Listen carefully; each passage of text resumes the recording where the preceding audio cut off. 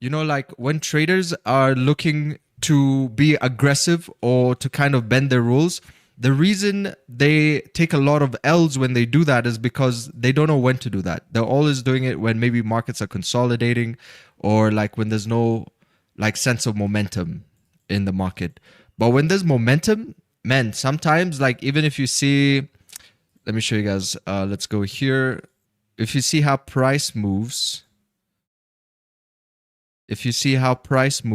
during all-time highs, like sometimes market does not give you any structure. And you know, you've all experienced this before. Like sometimes you're waiting for a trade and you're wondering, man, like how can I catch this move? Because like market's not giving you any structure because it's just moving. All right, here we got a bit of structure, but it's just moving more directionally. You know, in moments like that, what you're reading, you know, in moment like this, for example, what you're reading more is volume, or like, let's say momentum, not volume, but momentum. That's what you're reading is like momentum. And you see candlesticks printed in a certain way. Sometimes you would not get your entry confirmations unless you take like a little bit more of an aggressive approach. And there's a way to read momentum, but you know, I think that's mainly based off of experience because there's a way the candlesticks move that where you're like, okay, you know, like this thing is super directional right now. Yeah, so I think nothing ever beats experience in the market, you know. But if you wanna be as careful as possible, definitely stick to the more a textbook type of setups like this right here. Got another sell off to the downside. Don't know if anybody caught this. Anybody catch this move?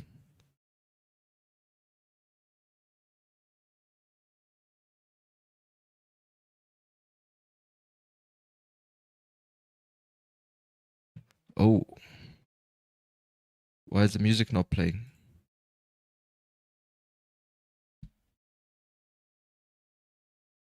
Oh, looks like my headphones went off.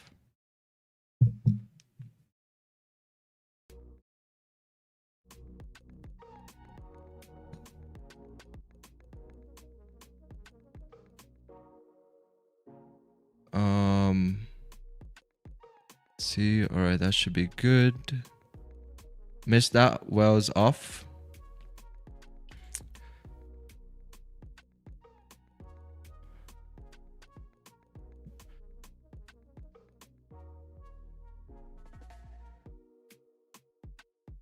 Caught the earlier buy move. Nobody caught this. Pretty nice. Little textbook, little pullback over here. I'm gonna wait for a little bit more structure. Maybe we're gonna get another sell-off soon.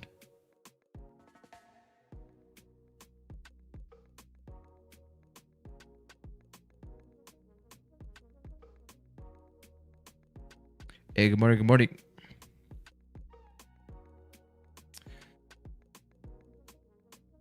Let's download this.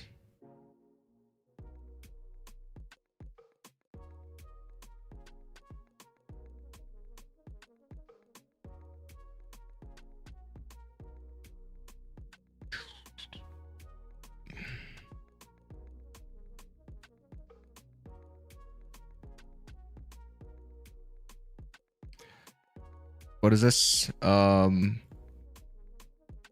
Missed that, was off, but I got that confluence.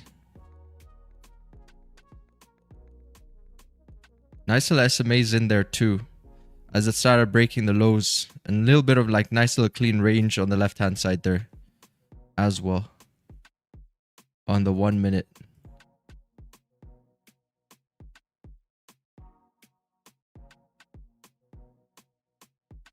I haven't had a chance to post a before after pictures in the video yet, because man, this morning my audio drivers for some reason stopped working. I swear I don't know what's wrong with Windows. Windows 10 is no longer supported. So now they're doing the Apple thing where they're gonna make your devices slower or give you more problems. But I think yeah, everything should be good here.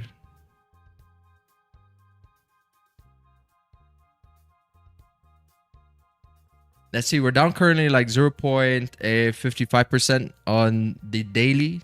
Still moving down, waiting for like a little bit of structure. Pretty much zero drawdown on this break too.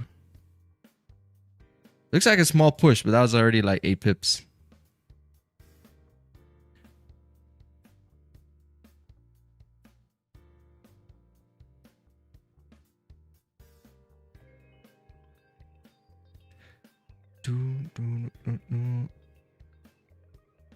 I caught the sell and still holding. Oh, nice. Yeah, I mean, like, when price moves like this, you're definitely going to see a little bit more of a bigger move. It's already down like 100 pips from that entry.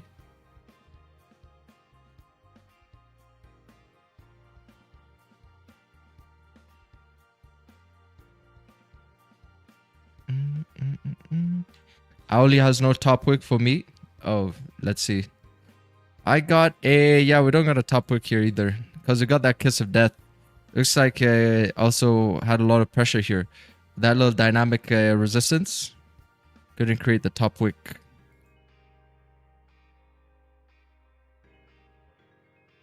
Now it's filling this range right over here. So you see, like, if you take a sell over here, say you took your sell over here and you wanted to like hold a running trade, so you're looking at the well, this is your first range right over here, from here to down here. And if you still wanted to hold a runner, you know, you gotta look at the other time frame. See the 5 minute time frame. because the higher time frames, they still also need to move. So sometimes when you see like prices stagnating, sometimes you know, if you look at the higher time frames, they're gonna give you a clue of like what could be setting up. Because sometimes, you know, also the higher time frames have their own plays. So you might think it's consolidating, but it's actually just setting up on maybe a 15-minute, 30-minute. But this is still playing out here. It's kind of like I don't know, is it AD with the market fades? So this is a market fade entry over here. I think it was AD talking about market fades before. It's a market fade. You see price moved up, create support, break of the lows. So you're just basically like fading this move. Pretty good confluence. You got market fade, consolidation breakout. Daily's bearish. We're seeing a lot of volume to the downside. So we're going to wait and see if anything else sets up right over here. Boom, boom, boom. And then do the same thing. Look for a continuation to the downside. It's weird. Like since last week, chat, like definitely Goldie has had a switch of character. You can't see it on the daily time frame. You can only experience so much on the intraday time frames. Because it looks like it's still pushing, right? Like we've created a support and move up. But if you're trading the intraday time frame, you're going to see like these sellers are really coming into the market. You're seeing so much selling pressure. So it's always good to be like, you know, a bit cautious. Buying more or less from 25. I don't think I'm going to be looking for buys anytime soon. Yeah, price is still coming down here.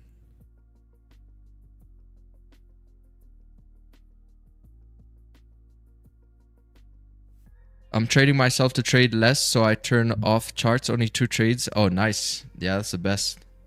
The thing is, like, when you take your trade and you get a profitable trade, I will just say you're part of like, you know, 10% of people who just had a successful day today. So, you know, you could always trade more and then risk being back at the 90% of people losing, or you could just call it a day and enjoy your profits. You know, that's what I used to say. Enjoy your profits. You have a profitable day, enjoy your profits. Just entered a buy. 4,300. Yeah, we haven't had like any super fast trades happen on stream yet. That actually broke right at the London Open. I had a really bad experience last week over trading. Got you? Ooh, yeah. Eventually it catches up to you. You can get away with it. Like, for example, you see how the market's been so great, like past the previous week. It's been so good, but right now it's you maybe wouldn't be able to get away with kind of the same things. Because you see how the market conditions can just switch up on you as well.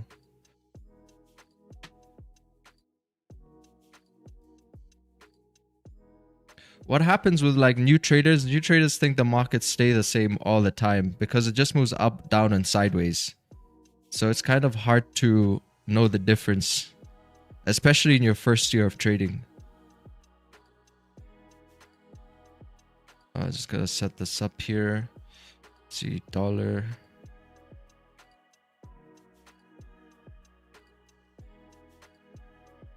Like market doesn't stay the same. It's a reason why during like politics, during elections, you're gonna see people, you know, crazy trade setups, $10,000, $20,000, $40,000. People who got big accounts is because also at some point you're no longer even trading a strategy. You're just trading momentum. So I don't know if you guys remember like how when Trump was elected as president, remember how gold was just selling off? Like it just kept moving up and it would just break a key level of structure, a wick or something, and then just move. That's typically, you're going to see more people make more money during times of like volume and momentum than you'll see them like during just normal trading days, like normal PA. So it's also a skill. It's a skill to learn how to read like when there's kind of a opportunity like that. Sometimes it has nothing to do with the fundamentals and it could just be some serious technical pullbacks. But you see, that's what we call kind of like some more impulse. They're even more impulsive than what a regular impulse entry would be like. Let's see, investors likely to stay keen on increase gold allocation on price pullbacks. See, we're creating any structure. No structure yet.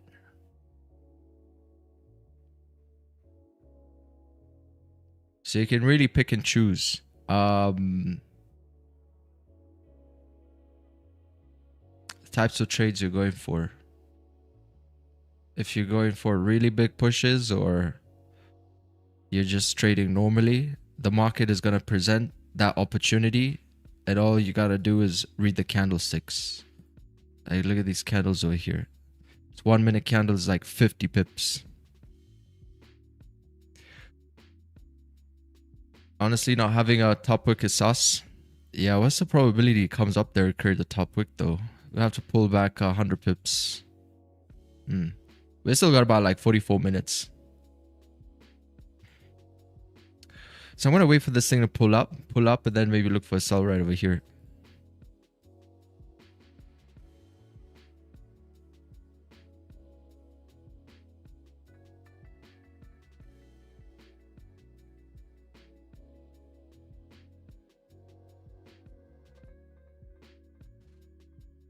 I'm going to put out a stop loss. Let's see. See, like a trade like this, I wouldn't be surprised to see this thing play out, honestly. The price is still moving. So did we get a new 5-minute open? Yeah, it's a fresh new 5-minute. You see, like a trade like this, man, given like how price moves, I would not be surprised to see it re-break these lows after creating a top wick like this and then just continue filling the range. But I'm going to wait. Because now it is London. And in London, what do we know about market opens? Reversals. You're going to see them on a New York session. When the New York session opens, you might see New York break a key level and then pull back. Same thing with London. Sometimes when London breaks key levels or pushes in a direction, it could pull back.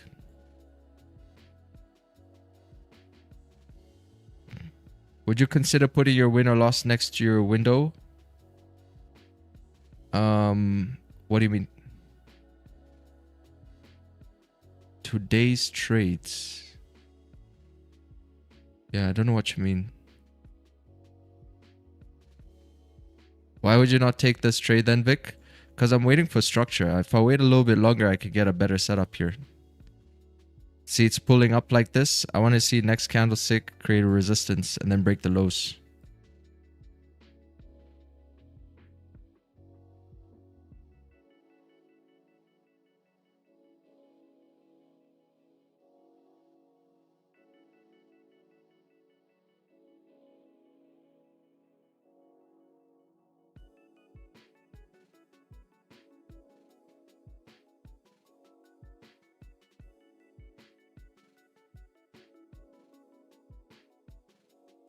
Man, it should have pulled up a little bit more.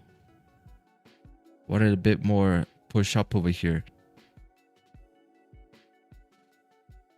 But guys, don't trade just because I'm trading. You must take these trades also. Like if you see the setups and you know setups look good to you, you got to execute. You got to build that confidence to execute and take those positions. You got to take a chance on your idea. And the more you see it play out, you know you're going to feel really good about the concept of consolidation breakouts. But I think in this scenario, I would have loved this thing to pull up a little bit more. You see, there's so much selling pressure here. It couldn't even close above this region.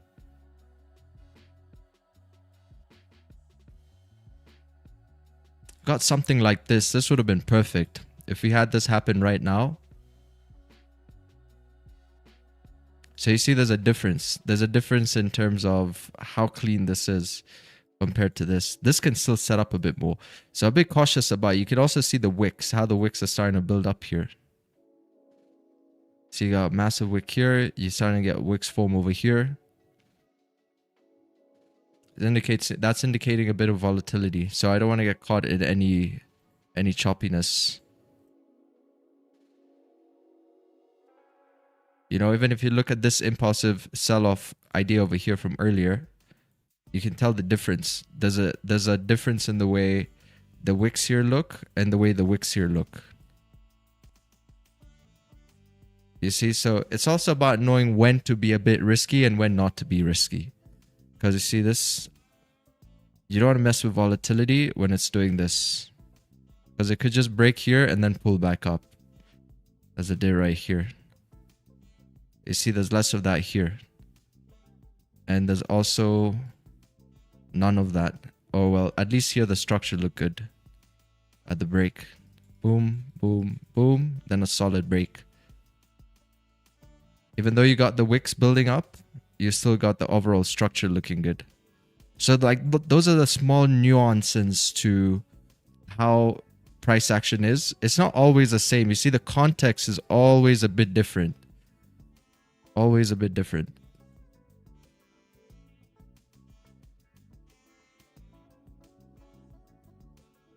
Where's my position?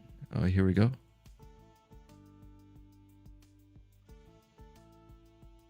Well, let me focus, guys, because we need to lock in here.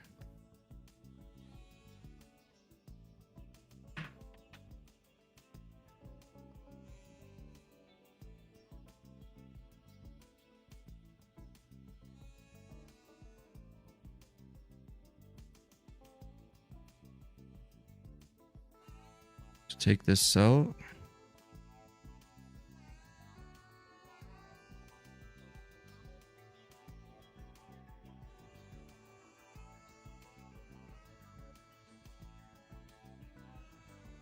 Yeah, I'll probably get in at the break of these lows.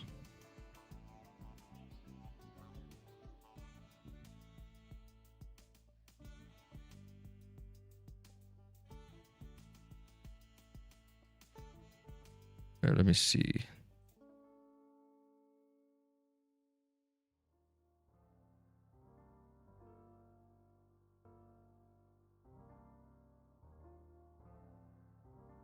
It could look better. It could definitely look better. But on the 5 minute, it looks like a break of these support that's been created right over here.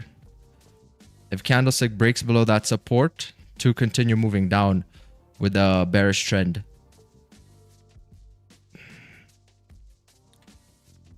Let me see how the candlestick close here. All right, I'm gonna try to give it a shot.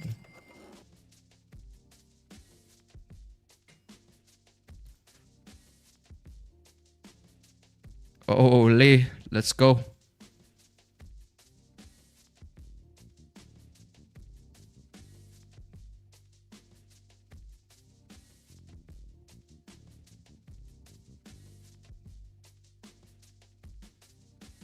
Come on, Goldie, keep going.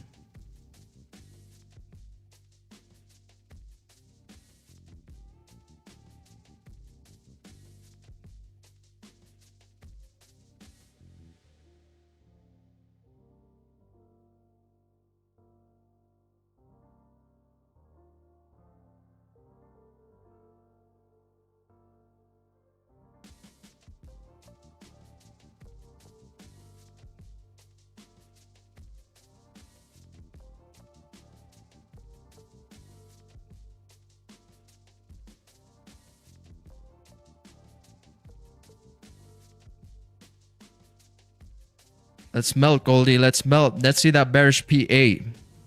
Loads of bearish momentum.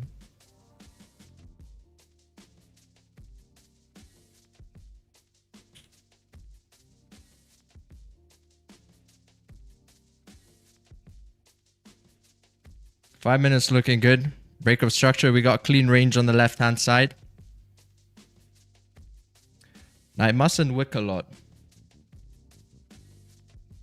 Because see, the way price is progressing, it shouldn't be coming all the way back up and re-breaking these highs like this.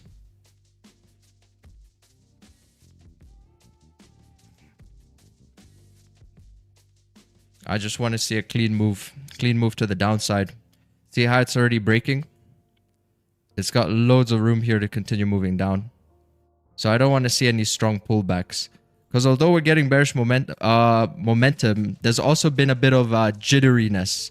If you've noticed as well with gold. So that's what we're trying to avoid as much as possible.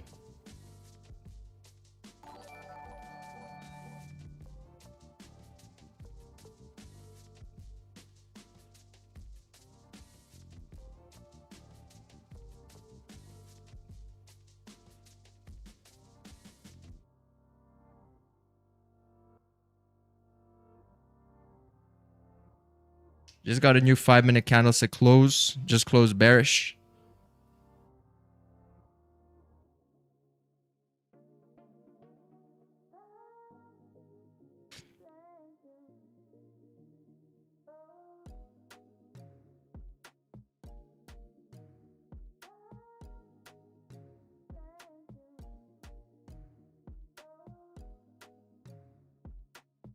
Just broke the lows of the previous 5-minute.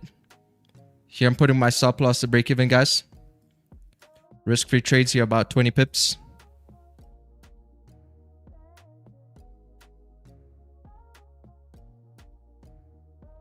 We should just keep moving here. Broke the lows of the previous 5-minute candlestick.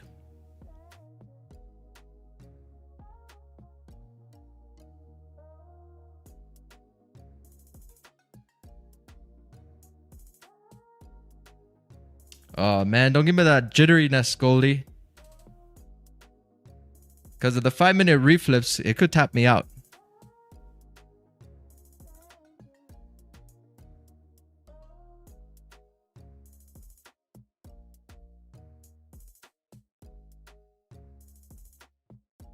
Stops to break even here. Risk-free trade.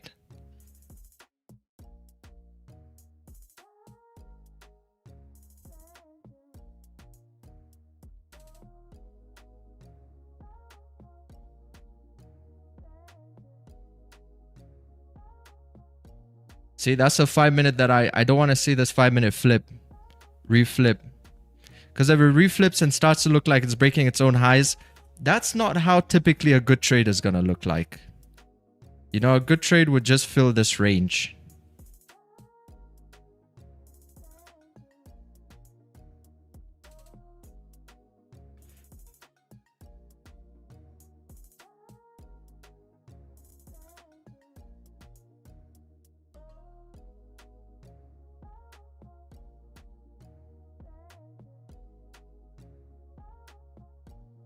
Let's melt, Goldie.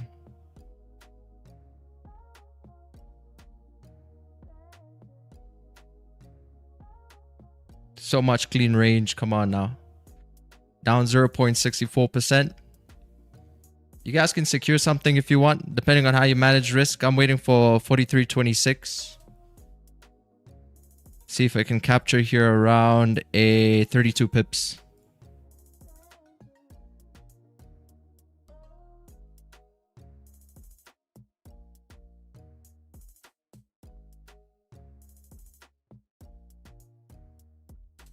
Beautiful. Let's freaking go, guys. Holy! There it is.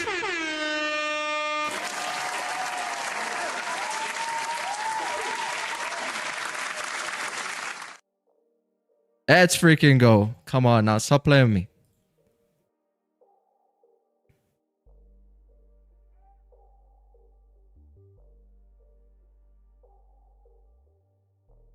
You must execute. If you see a trade idea, you feel good about that trade idea, just take the trade.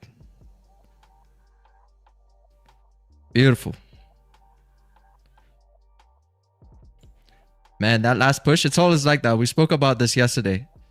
How the moment you secure something, the market's going to give you a hard time until the point where it's like you're about to close a trade and then it pushes. Classic market. Classic market. I don't know how the market knows. It's like it knows always somehow how to do that perfectly. It's like it knows where most people are going to be looking to close, and then it gives you that extra 20 plus pips. A beautiful trade. So this is what we mean by the selling pressure. So guys, we've been seeing this since last week. You can't see this on the daily time frame, but you can see it on the intraday time frame. Like there's a lot of selling momentum here. Even the setup itself, honestly, this didn't look great to me. Like it looked okay, but this was not like an A+ setup. This was maybe like a B setup, a B grade setup. It could definitely look a little bit cleaner. So it just peaked here at about like 70. It definitely look a little bit cleaner, this. But the reason I took it was just mainly due to what we're expecting, like in terms of a momentum. And we still had range. It still looked pretty decently clean over here. for price to keep moving down towards, you know, like 43.23. And it's kind of like a market fade again. So it's like basically what happened over here, but it's kind of like more of a continuation. But the setup or entry criteria is more or less the same. But in this case, it's more of like a continuation because the move had already happened up here. So that was the first entry basically, and then this was a continuation. So that's why we say you never miss a trade when it comes to trading, because you might think like, okay, you missed this move, but if you're just patient, you know, the market is going to set up again and then give you like a continuation. So you never really miss, or you shouldn't think about it like you're missing moves in the market.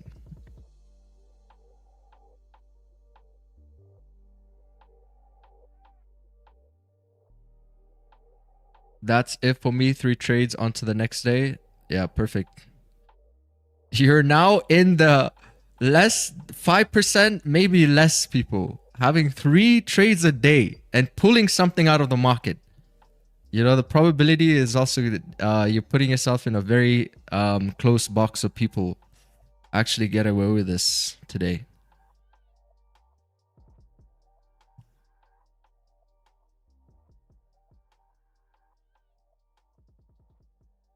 Bro, I'm a day trader, but I want to learn your strategy. Just tune into the stream, you know, like give yourself like a nice quarter of learning TFX concepts. And I think it's going to be pretty good. I'm so annoyed it hit my BE with spreads and it melted. Oh, really? It didn't, because you see where I got my entries was literally... Yeah, that's pretty much it. Like where my entry is over here. So if the candlestick was to reflip and then push up a bit more, then that would be me at break even. But you see, this is why trading is so tricky. Like you can literally do it live. You can send everybody the pre-analysis. You can do the signal. You could do everything live, but someone somewhere is gonna mismanage the trade. That's something that I noticed over the years. Like it doesn't matter how... Oh, shit. Look at this thing go. That's why the best thing you can ever do for yourself is really just build that skill.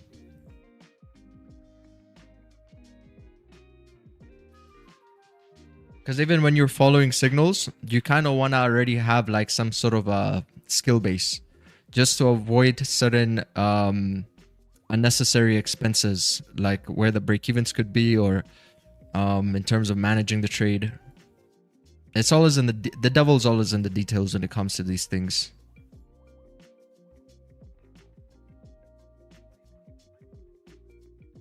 Yep, there she goes.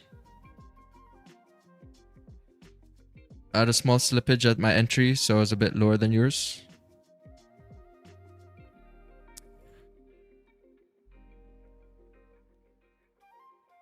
Oh, Lee, why are you running, Goldie? Why are you running? Why are you running?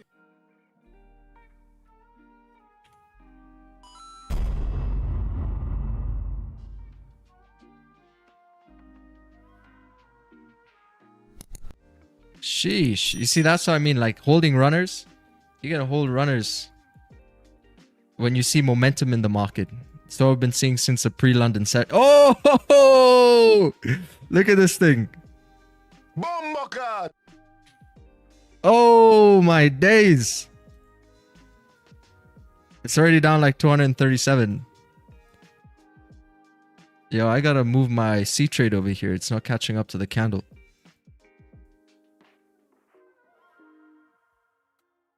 It's funny because we literally started off the stream talking about all this.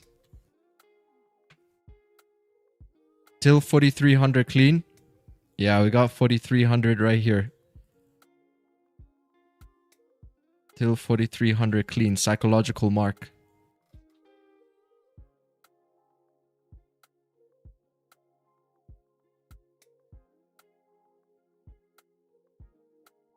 Yeah, so that's how you're gonna bend your rules. Like if the setup doesn't look so clean to you, there's I don't know how would you teach this, guys? How would you teach momentum? It's kind of hard to teach momentum. Because in hindsight, when the candles close, you don't really get the feeling for the way they tick and the way they move. There's a certain way that they tick, maybe the way they close, the way they pull back, the way they re-break highs, and then the overall progression of just,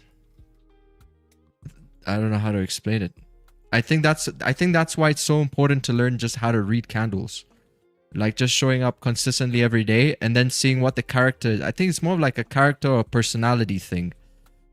You know, it's like you're reading more the personality of the pair, like how it's moving. Sometimes it's more jittery, sometimes it's not. Moves fast pullbacks, very small nuanced things that I think over the years you start to develop. That's why we say like a psychological relationship with a pair. Why are you running? Why are you running?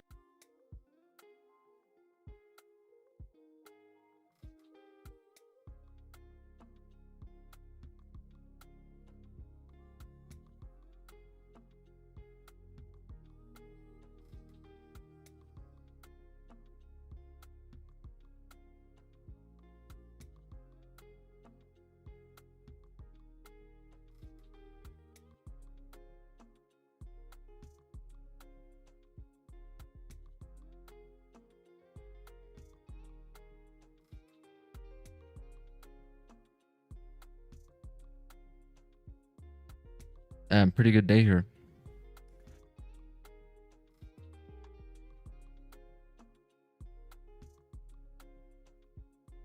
That's why I love my strategy chat. It's because like whenever I need to hold a trade, all I gotta do is just wait for the right time to hold. Because you see this trade's run. So it's like you're gonna find yourself more in opportunities like this than not. One from yesterday, but that one pulled back. The one from yesterday pulled back. See, these trades run. So whenever you need like the extra boost in PNL, I'm gonna use it. I'm gonna typically just hold the trade on days like this, where it's like you see that there's really good possibility for others.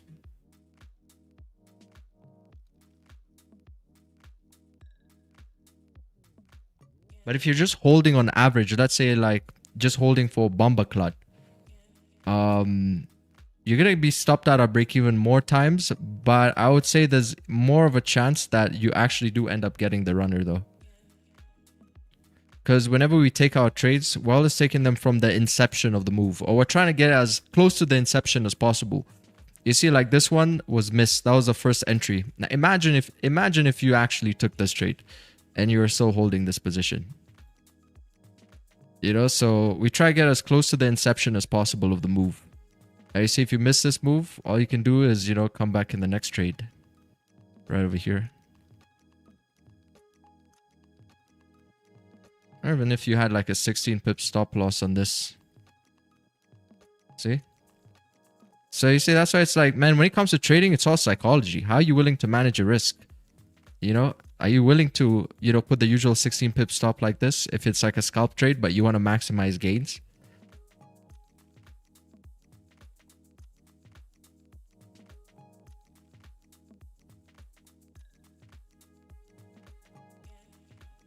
Because remember, everybody's journey is different. People trade big accounts. People with bigger accounts, they're going to be more willing to take the profit sooner. People with smaller accounts, most of the times they're the ones more willing to hold the trades longer. So I think, you know, risk is going to change. It's going to be, that's why you can never copy a trader just one-to-one. You have to look at the trade setup yourself and say like, okay, you know, what do I need right now? Because when I started building my account, I used to actually hold my trades longer. I used to hold my trades longer, try to maximize profits as much as possible when I was still compounding my account. But the more my account grows, the less I want to hold those trades. So you see, that's why you can never compare somebody is like where they are in a journey with where you are in your journey. You know, because like one trade for somebody else could pay bills for like even a couple of months. Whereas for other people, you know, they're still building the skill. They're still building their accounts. They need to hold trades longer. They may need to hold trades longer, or at least find a way that they can really lock in so they know when to be taking these chances of like holding these bomber clot trades. Instead of just always holding and praying, there's a way that the market is set up usually via momentum or like some kind of technical, if it's like very clean range and it could be a really nice push, that you can give yourself that chance. But this only comes from like actually putting in the work, like showing up every day, looking at the structure, looking at the same exact setup, but in different contexts. You know, it's always the same trade, but it's going to happen at a different context. And you see, you can't teach that to somebody. They have to put the work in.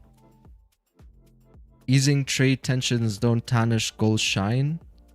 See, easing global trade tensions failed to dampen safe haven demand for gold, as the metal trades just shy of its record high. Early trade seniors are flat. Despite improved confidence that there is a path to de-escalating trade tensions between the US and China, investors continue to buy gold when prices dip. But this is what I don't get. Like, these fundamentals are behind. They're not helping the intraday traders, because the fundamentals are just telling us like, oh yeah, gold should keep moving up. But we're clearly seeing since last week, gold is moving down. So it's like super hard to actually get these this bias like we were getting before last week. We're getting the fundamentals were in line, price was moving up, but now it's like doing this. It's saying gold should move up. Investors are buying the dip. Geopolitical tensions, rate cuts, all these things should be moving price on gold, but you're seeing gold do this. Literally the same thing that happened with Gaza. When Gaza tensions were escalating here, let me show you guys on the daily. And then gold was moving down, and we're all like, why is gold moving down? It's the same effect. You see, this is the context, and this is where the experience comes in, because now you can look back at your year and be like, man, I remember this. This happened before. This happened in July. Same exact thing that's happening right now. See, prices are moving down and fundamentals are bullish. Same exact thing. It's happening right now.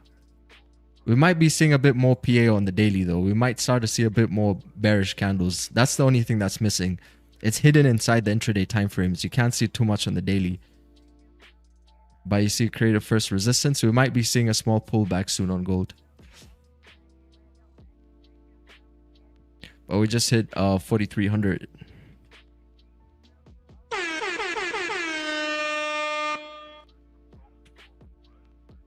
Love your strategy, not complex at all. Yeah, it's not complex. That's the one thing. If you watch the video I made yesterday on YouTube, that's kind of what I was trying to get across to people is trading at some point ceases to be about the learning, because at some point you have to stop the learning. But you know, you get caught in this vicious cycle of always learning and learning and learning and learning. But it has more to do with just the psychology aspect of it than anything else. So if you got a concept that's simple to follow and you understand it, how it operates, if it makes sense to you, perfect, because that's your foundation. So you don't want to go into the market with a concept that you don't understand. That's a bit vague. You know, most of the time it's maybe the smart money concepts.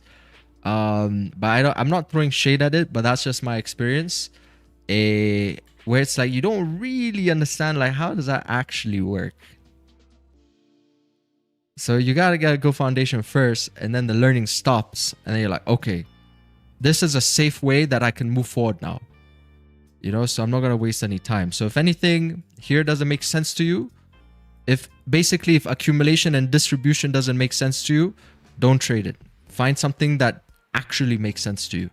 Because for me, that's what makes sense to me. It just makes sense to me that a market will accumulate orders and then distribute. Accumulate, distribute, accumulate, distribute, accumulate, distribute, for the most part. So if I get that confluence, even in line with a shotgun play, you know, that makes me feel really good about the trades.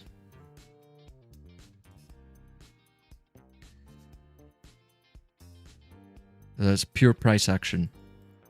Trading what you see, not what you feel. And then obviously, you know, context matters. So now imagine taking another trade here. If it sets up again, it's still not set up.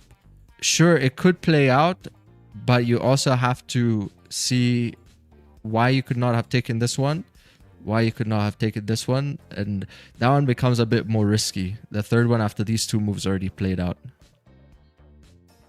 Because somebody would see the structure and say, oh, but you know, why not take this move? Again, look where it's come from.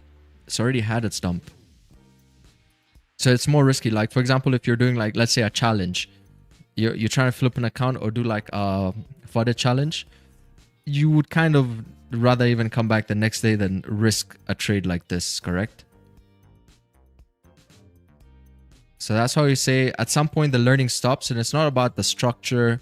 It's not about the technicals being right. It's going to be about making sense of it in the context of the overall market. When to take those positions. When you feel good about breaking some certain rules as well. 80% of trading psychology. Yep. Because it works. Like everything works. People trade trend lines profitably. People trade RSI profitably. So you got to just find what you want to trade. That strategy, that system.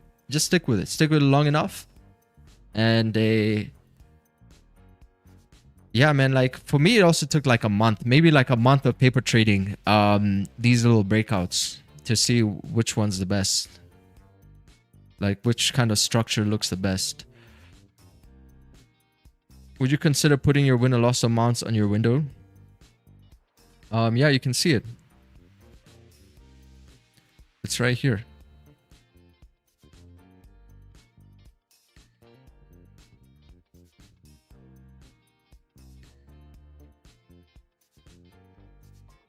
Those are the trades.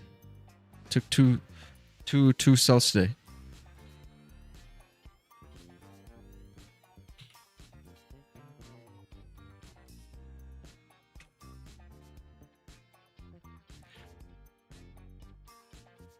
Mastering the one kick and the mind. Yes.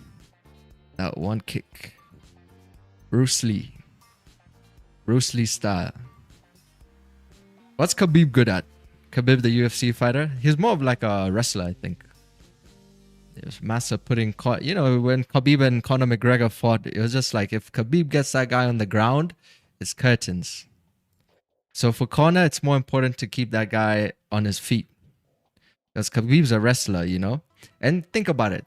Such a great fighter because he focused on one thing. He said, I'm a wrestler. I'm going to try to get this guy on the ground. That's where my strong suit is.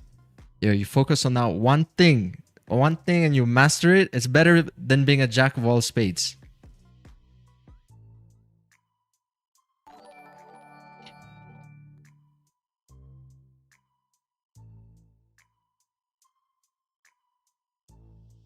I didn't take the setup. Wasn't good enough for me, but well played. Nice.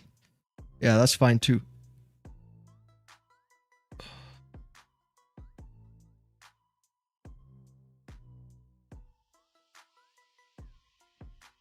But surely market volatility comes into hold or release positions. You know, like once it moves, it's supposed to move, right?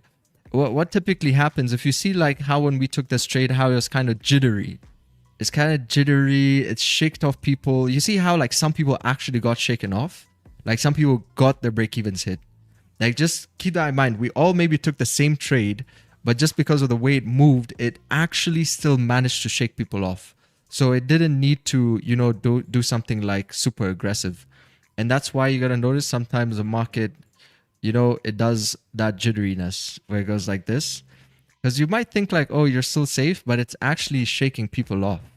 Just because of the way people trade. Some people hesitate too long, they execute late, they get slippages, or, you know, they mismanage the positions. And that's when that psychology of that jitteriness is coming in. You know, that's why when you see your entry, you got to execute. You got to execute, and that's why I do my analysis based off of trading view.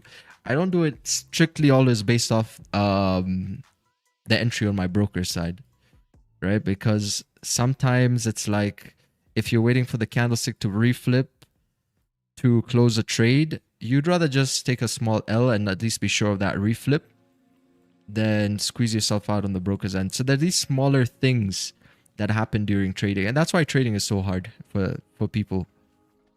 It's just all about adaptation. So if you notice something happening over and over to you, it's like, how can you adapt to avoid that from happening again? Because it is gonna happen again.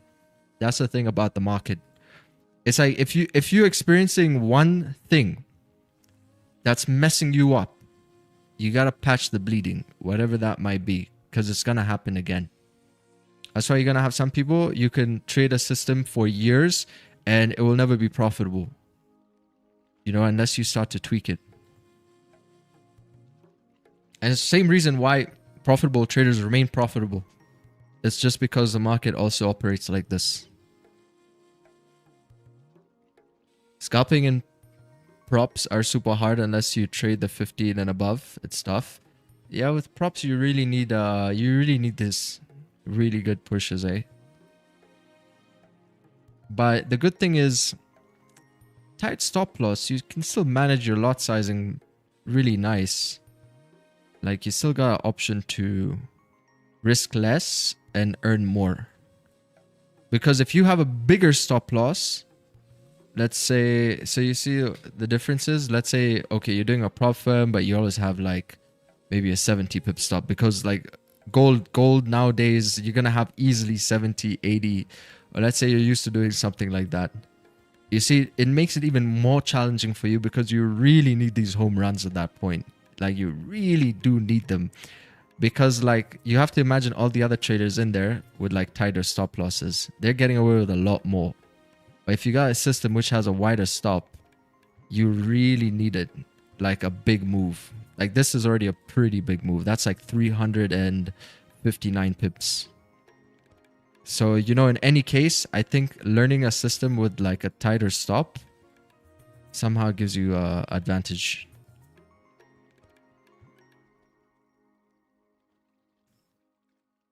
You heard about the Louvre Museum heist? Nope.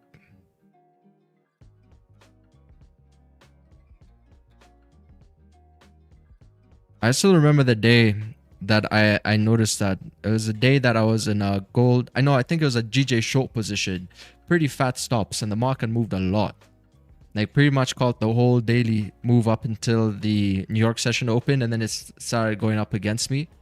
But you know, it wasn't enough for me. I think at that point maybe it was up like 1 to 2.5 risk to reward by the time the New York session opened, and then I was looking for a 3R. Price started going up against me, and mind you, I caught literally the whole freaking day, at least the first half of that day. I went for a jog. I was like on my phone, and that's a problem with also trading like that. You can never get off your phone. So I was going on a jog. I was looking at my phone. Then afterwards, I got home, looked at the chart, and then went grocery shopping, looked at my phone. And you know, you're stuck on that trade, like mentally, the whole day you're looking at your phone. And then it starts to go against you, man. By the time like London session was about to close, I was already getting stopped out. I didn't even put my stock to break even, because at that point I was like, no way, no freaking way I was in profit the whole day and then get out break even. So I just let the trade go, and then it hit me at hit my stop loss. That's when I was like, nah, I gotta find a system where it's like I can't keep catching a whole daily candle. I would rather catch something a bit tighter and have an opportunity for the intraday time frames. Then that's when I started trading the 5-minute time frame. And what I used to do at that time was when price would come down, and then on the 5-minute create a support, I would get into buys. I remember all these days. This is during a time, I think like a Little Nightmares. There's a Little Nightmares game that came out, and I was kind of like watching people play that on YouTube. But that's when I formed this strategy. I was like, price creator support, and it worked for some time, and then break the highs, and then to continue moving up. That's what I kept doing. It worked for some time until it didn't. You know, just something like this. Let's create a 5-minute support, break of the highs, and then to continue moving up. Because, you know, the idea was it shouldn't break the highs if it doesn't want to continue moving up bullish. See, didn't break the high here. Didn't break the high here. And here, look, here it broke. No, but okay. I think this candle would have been the one that has to break to show volume. It broke slightly. I don't know if I would take that. That was about like, actually like 2 pips. Maybe I'll already be in this move. Something like this. And expecting retracement back to the upside. Let's see if it actually plays out. Let's got that 4,300 level. Hey, good morning, trade. Traded, lol. Hey, Tetra, I'm kind of struggling at this time of my trading journey and I need some good advice. How long it took you to be profitable? Yeah, I lost money, but I think the good thing about me was like I knew I could lose more. So I made it that I would lose less. You know, because I knew I could easily lose more. So what helped me not get discouraged was to keep that account alive. So I had like I started thinking with $200, and then I scaled it quickly to like 500. And the whole idea behind that account was just to keep it alive. Enough for me to learn how to actually trade. You know, it's the same way I approach things in my daily life as well. Like, I want to approach it from a level of as being as careful as possible. You know, so I didn't get discouraged per se by losing a lot, because I would only lose maybe, you know, like $10, $20 a trade, maybe 5% on a really bad day. But it's a skill, just like any other skill. So I would say just don't get discouraged. Just focus on keeping your risk low, but not so low that you don't care, not so high that you care too much. And then just start building from there, brick by brick.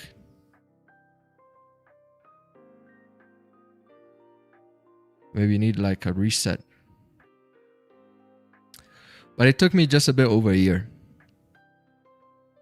Which is crazy, because I got students who were already passing challenges in their first year of trading. I couldn't even do that.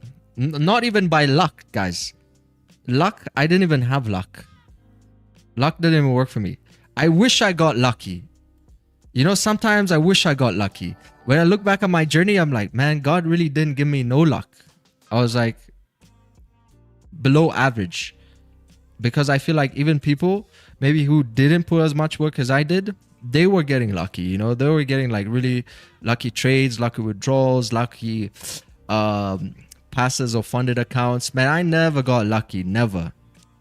And the reason I didn't get lucky, looking back at it now, is because I was already trying to implement like a system of sorts. And you know, the more you try and implement system, the more you try to figure the market out, usually those are the traders who lose.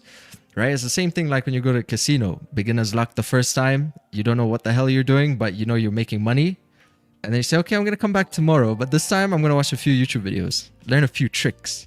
Then you come back with your new tricks and you're losing a lot of money. So I think that's why I didn't get lucky. Because from the get-go, I've always been telling myself, I got to learn the skill. I knew that $500 was just to learn the skill. And towards the end of the first year, maybe like 8 months in, I did like a funded challenge. It's like, okay, you know, I'm still not profitable, but you know, all the social media is getting to me at this point. Kind of want to fast things up a little bit more, you know. And then I did my first challenge, failed. Second challenge, I said, okay, that I just got unlucky. Second challenge, failed. Third challenge, I took my first loss and I stopped trading the account. Because it was already kind of like, I don't want to make that loss back. So back to the drawing board. Just pulled out on an eval to live this morning on the uptrend of gold. A red tree nose. What's up? What's up? Say everybody's journey is different. You can't compare my journey to your journey, because I swear to God, some people are already profitable in the first year. Like passing at least a funded challenge.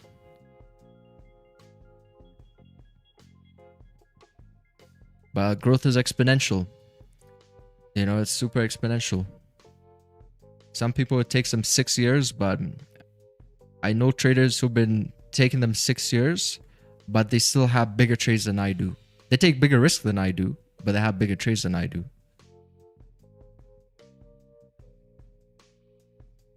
I noticed one thing, I can't even scalp like I do because I normally scalp under 30 seconds and get 10 to 20 pips and close.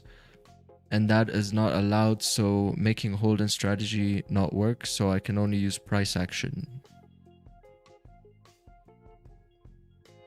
Hey Kraken, good morning. Feels weird trading with headphones. I need to fix my my drives.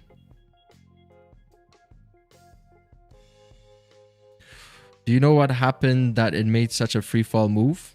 It's momentum. We've been reading momentum since this morning. I also don't know exactly why it's happened, but you see, my job as a trader is not to ask all the why questions. It's supposed to be like, how can I execute? You know, if I see a trade and I see momentum and direction, my job is to execute. It's not to ask why. So I focus more on getting good at reading the candlesticks, because even if I don't know fundamentally why it's pulling down like this, at least I can still make money. You know, because I don't need to be right. I just need to make money. Like, literally, that's my job. I'm not an analyst. I'm here to freaking take the trade. So based off experience, man, I've seen days like this where you're going to see price really push towards a certain direction. And it's like, okay, we're moving down today. Awesome. You know, other people, maybe they're still busy trying to be right over here. They're drawing levels all the way back over here, looking for Fibonacci retracements, trying to catch the dip. You can even see the fundamentals here. People talking about catching the dips. Let's see. Investors continue to buy gold when prices dip. You see, that's not what I do. That's what long-term investors do.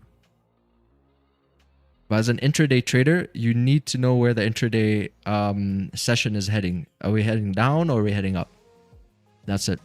Because the market is going to pick a direction. As I always say, it's either going to go up or it's going to go down. Did you have trades yesterday? It was so slow. Yeah, I took a trade yesterday after stream. Got a bit of an L. It actually hit TP1, but it happened so quick and then it came back up and took an L.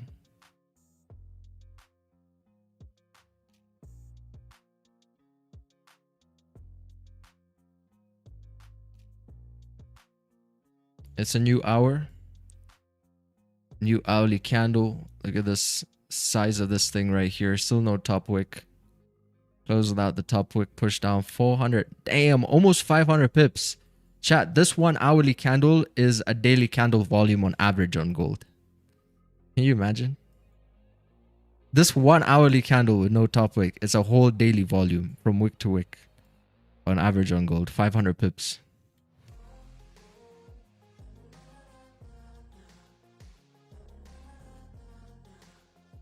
We're already down about 1.40%. Insane.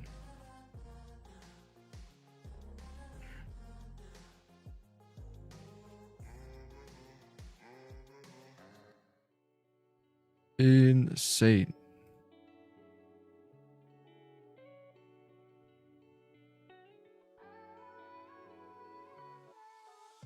Bad SL is sometimes your enemy. Yeah, bad SL is a problem because you can get the right direction, but the SL being wrong. Most people focus too much on the entry, but I would argue that the SL is more important. Because if you're just to flip a coin, 50-50, market's going to go somewhere, right? So you might as well set a proper SL in terms of structure. But as you refine your edge in the market, what happens now is you also want to refine that SL so you don't waste pips. That's when you start to refine your entry, because now when you're refining your SL, you got to refine the entry. The entry needs to be at a... Oh, wow, look at this, still pushing down over here. You see, Vic in year 1 would have taken this buy, probably, thinking that I could catch the dip. Not knowing that the market has already picked a direction. This is gonna move down. It's gonna move down. So yeah, once you're gonna look at how to tighten the stop loss, now you gotta really look at your entry, because when you take that entry, price is supposed to behave a certain way. You know, it's supposed to convince other market participants it wants to head in that specific direction. So you gotta refine that entry. If you want a tighter stop loss, you need a good entry. But if you're just keeping it simple, you could butcher the entry, get in anywhere. Theoretically, you know, the market doesn't know if you got in here. Some people maybe got into a sell here. Some people got into the sell here. Some people got into the sell here for XY reasons. Maybe at the break of the low here. Market may not necessarily know. You know, it may not necessarily know. But the stop loss or the area it's supposed to respect, that's a little bit more clear, or it should be more clear to the market. But you see, just like my trade over here, I got in here. Some people around the world could have gotten in here. Some other people, maybe based off their own strategies, could have gotten in here. Maybe even on this candlestick like this. Right? But if we're all sharing like the same entry, stop loss, then the market should go up there. That's how I look at it. Like, it should still remain valid. Because I've seen times as well in the market where it's like, all right, I'll get in here. And then let's say it has one pullback, it tests that entry, then price will play, maybe the stop loss is here, and it will come down during like pre-New York, have a bigger dip, but still respect that general stop loss area. You know, I've seen a time span of even that long, from let's say pre-London into the New York session open. So it's like you kind of start to dissect your approach to the market in all manner of ways. Short term, long term. That's why it's quite important to stick to a system. Because you can see throughout the day, how is it still behaving? Your entries, is there a reason why it behaves like that? Your entries, maybe it breaks, retests. Maybe even at a medium term length, comes back, retests again. It can sometimes also happen at short term. Breaks like this, retest once, retest twice, and then move up. So there's a certain way the market moves. During these areas of entries and stop losses, there's a certain way the market behaves. That's why sometimes you might even notice for yourself, you have the stop loss, and then market triggers you, and then quickly goes in your direction. It's like, what the hell is that? Why did it just stop me out to like immediately go back into blues, now hitting take profits? It's not random. It's just you must stick with your system long enough that you actually understand like what are those little nuanced things that the market may do. And then depending on the market cycle, you know, sometimes you have that happen more, sometimes you have it happen less. But you see, people don't want to hear this because that's work. Now, Vic, you're telling me I have to put work into trading to actually make money? No, I don't want to do this. So you see, that's all just going to be work. So that's when people don't want to hear.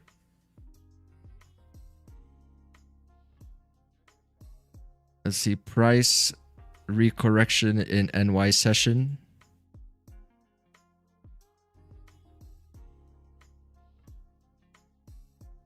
Yeah, it's correcting back down to, what are we heading here to? 25 to 20 42.54.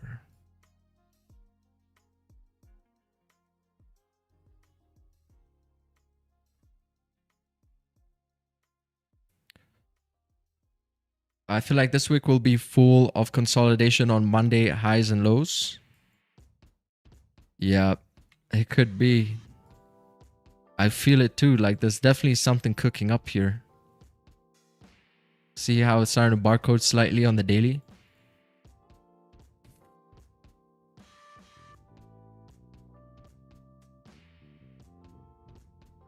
Something's weird with Goldie. Just the same way as Bitcoin. Something's also a bit strange with Bitcoin, isn't it? There's massive sell-offs here. Yeah, this Bitcoin now is trading at 107. Curtains for Bitcoin soon. Need to get through that monthly SMA. We just got a kiss of death here on the monthly. Got some nice little rejections. Looks like accumulation reversal on the monthly. Break of a structure. Starting to accumulate. Reverse back onto the downside. Fill up this range. So Bitcoin's really got to respect that area over there. See, it's got to break and retest with that dynamic support. But the moment we start breaking, but it's already in I think it's already at a higher time frame consolidation break to the downside that happened on this daily candle on Friday last week. What day is it? Tuesday. Tuesday. Oh yeah, because Bitcoin's open 24/7. That's why. Yeah, so we got Saturday, Sunday candles there. But we broke last week on Friday. So it's currently in a distribution to the downside. I think Bitcoin's about to have a big reversal. Also got some nice rejection wicks to the highs.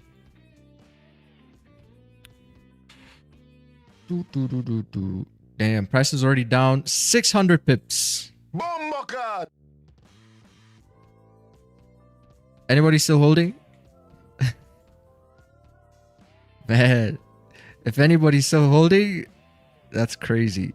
That's literally... But that I don't expect anyone to actually still hold. You gotta have some serious cojones to hold that. I would have passed my funded with just this trade. You see, that's the idea. That's the idea behind those funded. You kind of want to pass them with these trades. You know, that's the thing you try and avoid with like passing the initial phases, is to say something like, I could have passed my funded with like a phase with that trade. That trade should be the one that passed your funded. Because when you take in the initial phases, you don't want to waste time when it comes to like scalping and that. You're going to get a bumper clot trade because you don't know how far the market's going to run. Most of the time, when price goes, it goes a lot more than we think it was going to go. So you got to hold that trade. Let it pass the funded. It's easier that way. It's a lot harder to now catch another trade.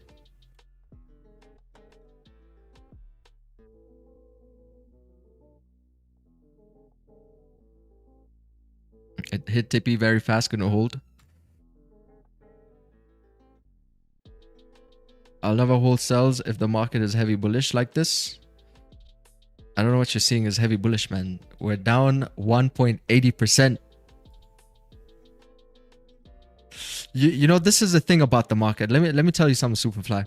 Because what happens is we sometimes get married to biases. Even last week, I wanted to see gold keep moving up bullish. You know, I still had that bullish experience with gold last week, even if you watched the previous week's streams. But deep down inside, we could tell that something had changed in the market. You know, you got to trust that gut feeling. Because what happens is, let me explain to you why this is important. Because what happens, most people, they only realize that later, after the L's have come. But the problem is now when they actually catch on to the change in character, it's already too late because they've taken like maybe some unnecessary losses and they've missed on opportunities. Maybe it fit your entry criteria, but because you were more leaning towards a certain bias, you just missed the whole change of character for that moment. And the moment you catch on to it, sometimes it's also a bit late. And then you see the market change its character again. Then it starts to go up this time. And then now you're still convinced yourself that market has changed. So you're doing what you should have done before. And that's why it's so important to journal your trades. Because for me, it's like once I see the bleeding, any kind of bleeding, you know, anything like this, or if I notice something's a bit off or like, you know, something's become a bit more difficult to trade, I'm always more cautious. Like this month, it's not been as easy as last month. Last month was super easy. You know, beginning of this month was also kind of relatively easy. But I can definitely say this month, there's been a change of character where it's like I've needed to hold myself back sometimes and really just look at the market for what it's trying to do. And if I didn't do that, I wouldn't be able to make, you know, 4% on the trade this morning. It's because I already changed my mindset. I'd flipped the switch from bullish to possibility of, hey, we've been moving weird since last week and I'm already seeing this bearish momentum still continuing. So I'm going to have this trade over here and it's going to be a good trade because I can also see how price is moving today. So it allows you to be a bit more fluid. So I'm over the buys. That's all I'm trying to say.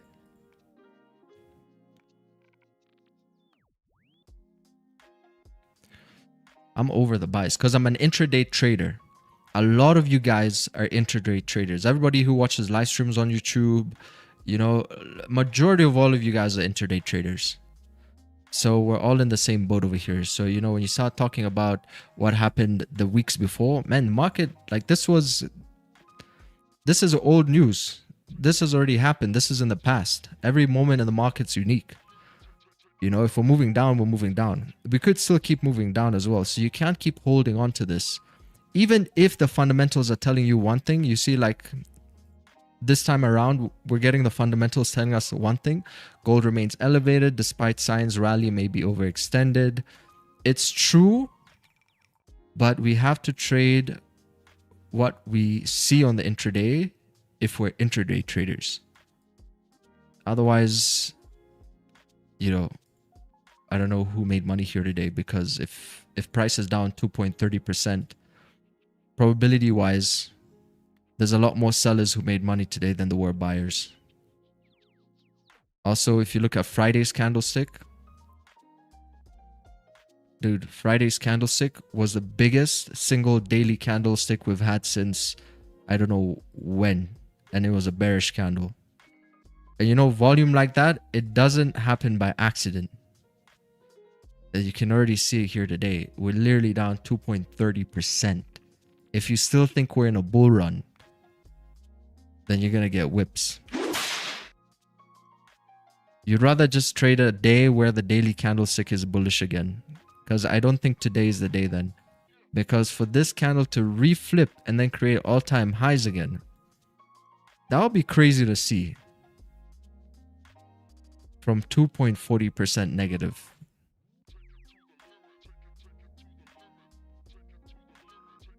Look at this thing. It's just completely bleeding. Holy. It's crazy. This consolidation here as well played out below 4,300. But I would say the good thing about it is because at least it created a bit more structure. It didn't break like off the rip like this. Because that would feel like, if you ever look at the chart, yeah, like the market is never just going to look like one direction like this. It typically likes a bit of structure. So this would be feeling a bit more unbalanced than if the market actually created a bit more structure. So you say every moment the market's unique. Maybe here you say, oh, that feels a bit too soon. We feel a bit too parabolic to the downside. And then you're going to wait a bit longer. And the more you wait, you're like, okay, so price is just hanging out here. Well, we're hanging out here for some time. Maybe it is actually gearing up to have the continuation. Because it's taking more time. And the more time that it takes before moves, most of the time are the better trades. Correct? Those are most of the time the better trades. The way it's like setting up. You know, it's like getting ready for that move, and you know, it's building those orders to continue moving. Those are usually the better trades.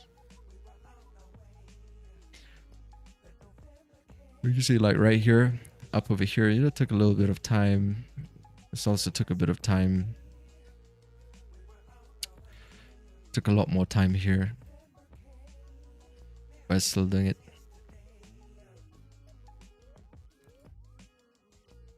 Maybe let's see. How would you take this?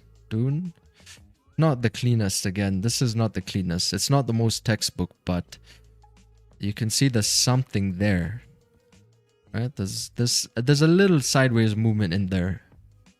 Oh, okay, no, I see it. I think it's right here.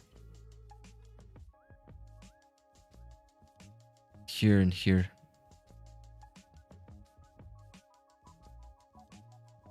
Then break of the low, confirm the entry, and then it bleeds off.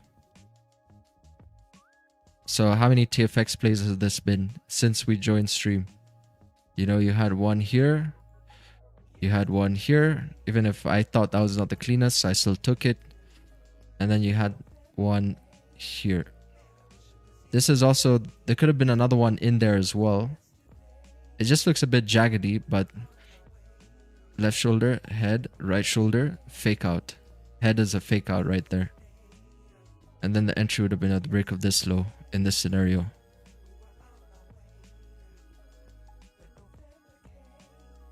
Gave a good push at the at the break. It pushed about 30 pips.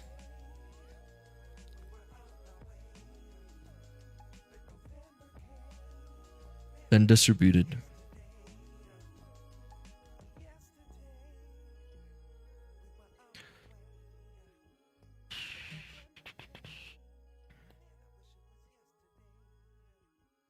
Wild day.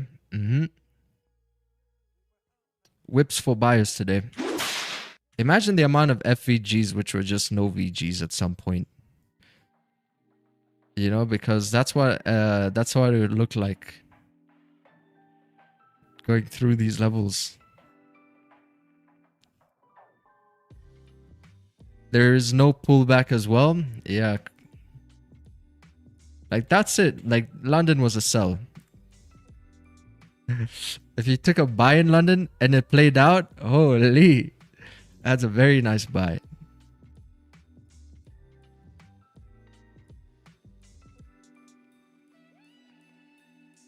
Bit late to the trade. What's up? Bit late to trade the pattern.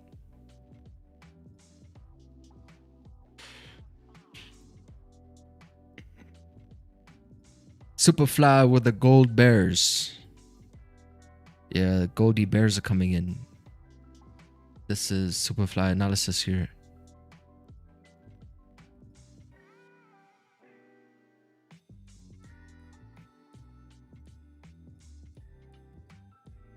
What is this? Tradezilla?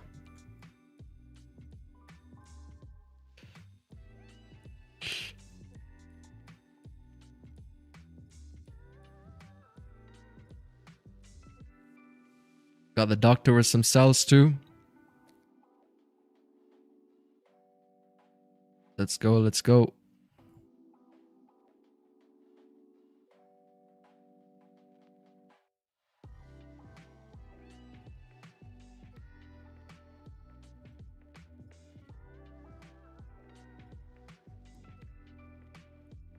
Here's what I'm seeing on gold chart targeting weak liquidity.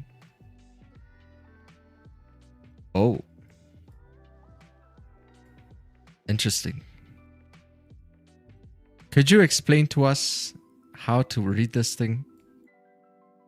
Because you see, you don't need this thing when you can sense the volume.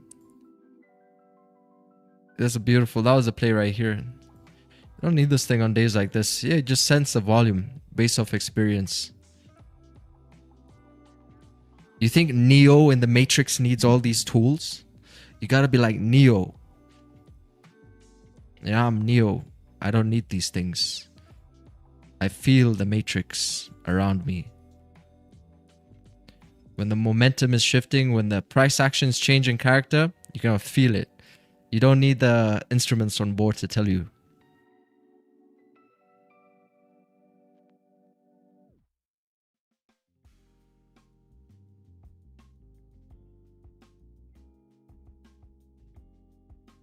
You know, like Neo, literally Matrix in the Neo. When he's in the ship and he senses and he starts sensing all the robots, like towards the end of the movie. And he starts seeing them in terms of like heat signatures. So he no longer needs those instruments, because the instruments on board, they stopped working. And then Neo, he had his eyes already, what happened to his eyes? They got burnt off or something like that. And then he could just sense the Matrix. He could see the cables running through the city. He could see the flying alien things. Gotta be like Neo, man. Remove all those indicators. You gotta be able to trade blind. You know, like not literally, but you know what I mean. You gotta be able to trade blind. No indicators, nothing. Just get good at the basics. Just get good at reading, because you know trading is a psychological game. Although you don't see people in the market, people are somehow making price move certain ways. There's certain fear you feel in the market as well. You know, and some trades just feel a bit risky. Like, trust me, that gut feeling, most of the time it's true, because everybody's gonna feel like, oh, you know, this trade, I don't feel too comfortable with this trade. And that's the whole idea behind buyers and sellers. It's like, who's more confident in their position? So if you look at the fight today, right, and you take like a buy position, you would not feel as confident as a buyer just based off how the market's moving. So the sellers would feel a lot better about a trade if you both had an A+ setup, right? And you're going up against each other. Who is most likely to win that fight? That's a true organic way of looking at price action. And it's not too far from the truth either, because if you look at the way institutional traders trade, if you watch a documentary of the institutional trader, there's this one documentary I was watching of these two hedge funds going up against each other, right? One hedge fund I think it was in Singapore, and this guy was in London. And they were doing a documentary of like how it actually ends up playing out. You know, sometimes what happens is, let's say the guy in London creates like a fake move, yeah? He creates like a fake move by placing some orders to push price up, because he knows he can bait the guy in, let's say, Singapore to take a buy. And then once the guy takes a buy, what happens, the guy now in London is going to start shorting the position. And what's going to happen is, if the guy in Singapore's trade is not really a strong trade and the guy in London knows this, that guy in Singapore is most likely going to end up, you know, he's first going to take the bait, but he's not going to be willing to hold the trade. So even if the guy in London keeps pushing, or people like start pushing the market down, the most likely that guy in Singapore is going to close out his positions. Correct? It's the same way with GME. If you look at GME, what happened with the game, retail traders are pushing GME bullish, but the institutions were like, man, this guys, we can probably short this thing. Retail traders don't know what they're doing. They took so many shorts, but there was so much conviction to the upside that they were losing so much money, they needed a bailout. They needed banks to bail them out at this point, because the house always wins at the end of the day. So the banks ended up bailing them out, and, you know, eventually GME came crashing, and, you know, people secured the profits and it fell flat on its face. But on the initial rally, that's exactly what was going on. Retail traders were pushing that thing with so much conviction, the banks were actually losing that fight until they got the bailout. So when you look at trading, it really is just a game between who's more confident, right? Buyer or seller, who you're more confident. And the better is that you're good with aligning yourself with the market via momentum, via volume, And these are all things you're going to learn the more you're in the matrix, how to read that correctly. Then you're going to see, okay, you know, even if I take this sell, it's a risky sell, it's not an A+ setup, there's a higher chance that it's going to play out in my direction. It's kind of like a video game. You think gold's going to dump further? Yeah, I think like for me personally, even I thought that price coming down here had already kind of bottomed out by 4,300. But you see, markets move a lot further than we think. It pushed an additional 482 pips. And I thought this was already risky. When price came down like this, and we had 1, 2, this would have been the third setup here. I thought that was already risky. And then it ended up setting a bit more structure and pushed 400 more pips.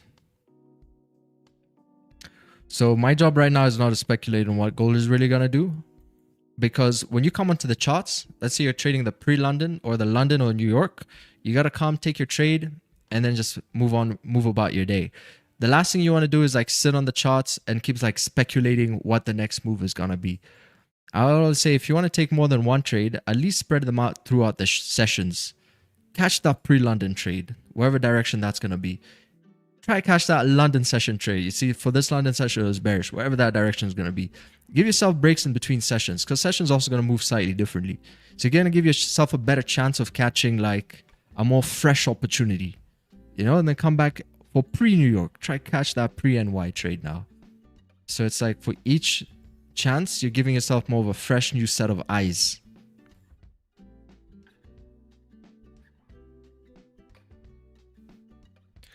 I'm more like Nemo lost. Just keep swimming. Because, you know, if you're lost, you can't stop. You just gotta keep going.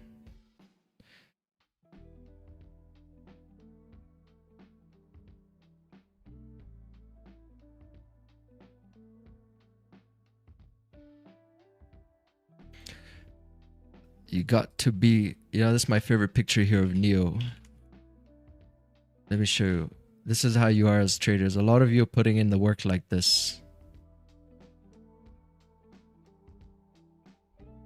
Can you open this up like a bit more?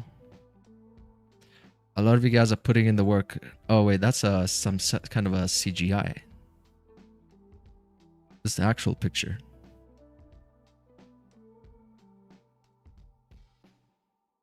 Putting in the work like this. Remember this scene in the Matrix?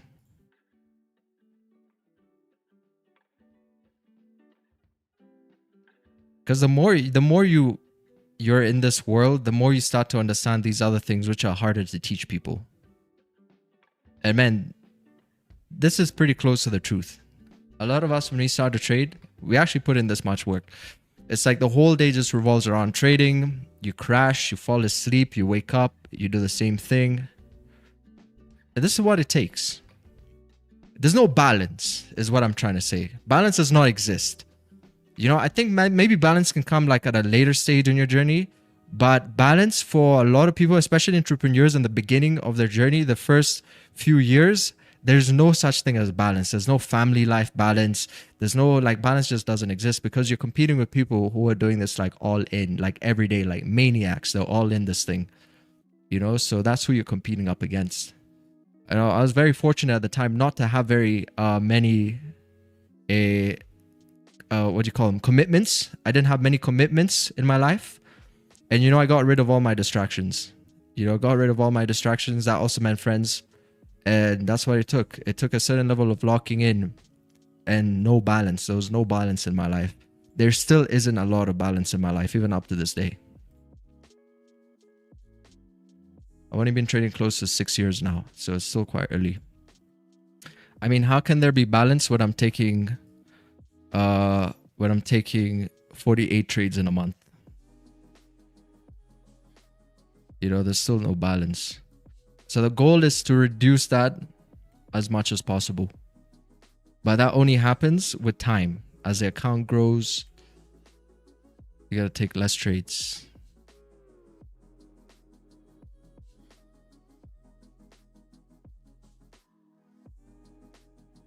So yeah. Is it Tokyo session accumulation and the London session manipulation? No, I think that happens like even right now it's happening. There's an accumulation here. You might see price pull up, break these highs, and then have the pullback. We still haven't had any pullbacks, but it's kind of crazy to catch the inception of the first legit pullback, the dip, because it's still crazy bearish. But there's definitely something kind of setting up here.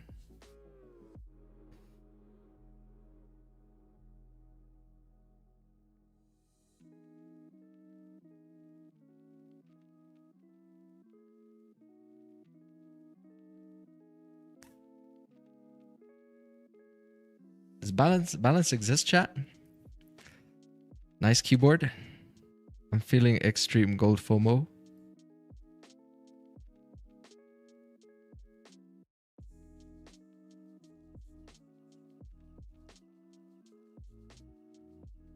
I saw Roger Banks made 1.3 mil. Yeah, and has been trading for more than a decade. Raja's an old man now. He's been in the game for a very long time. So I think it's well deserved.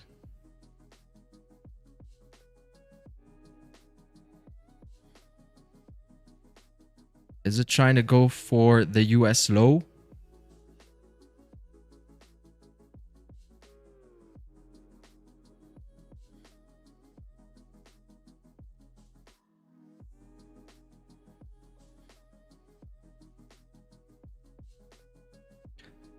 I don't even know where it's going at this point. I think if you look at the daily, we got a daily support here. We just tapped by 42.46.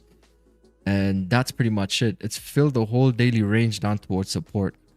So for price to keep moving, it's got to get through the support over here.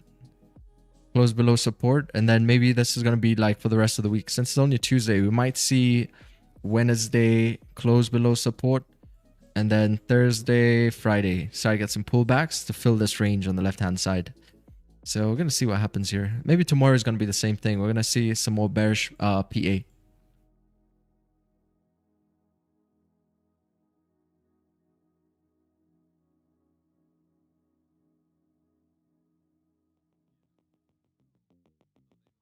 It's flirting with yesterday's POC.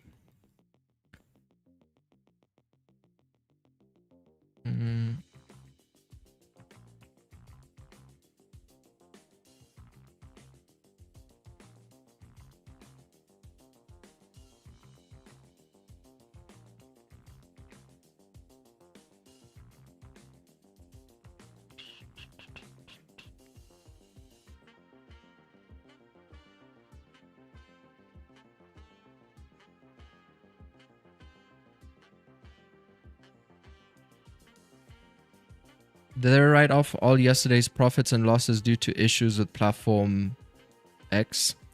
I don't know. Something's been going on weird that's affecting platforms. I got an email this morning. Let's see what it is. It's service issues due to major AWS outage affecting parts of our... Yeah, WAP might be slightly affected. I don't know if you guys experience anything with WAP. For me, it seems to be fine. Like everything on the database, everything seems fine. But it looks like services across large parts of the internet, including Amazon, Snapchat, ChatGPT, and Fortnite, we're closely monitoring and will receive service as soon as AWS resolves the issue. There's something weird happening. Maybe it's like cyber attacks that are currently going on because... You know, there's always these people who, you know, like Mr. Robot, Anonymous. There's people out there. I actually want to rewatch this series. This is a pretty good series with this actor, Rami Malek. So, oh man, this is actually such a W series.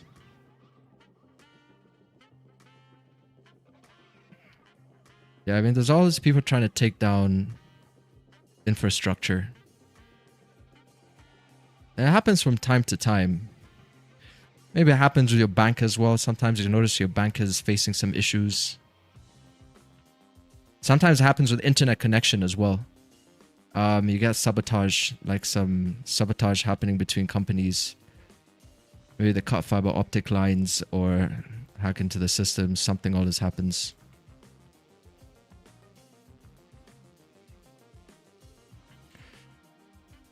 So that's why, these companies spend a lot of money on these security. So if you ever get like a guy, because sometimes you see on the news like people who hack into companies, you'd never want to send a guy like that to jail. You want to give that guy a job. If he hacked into a company and did some damage, you might as well hire the guy. Because it will show you where all your loopholes are.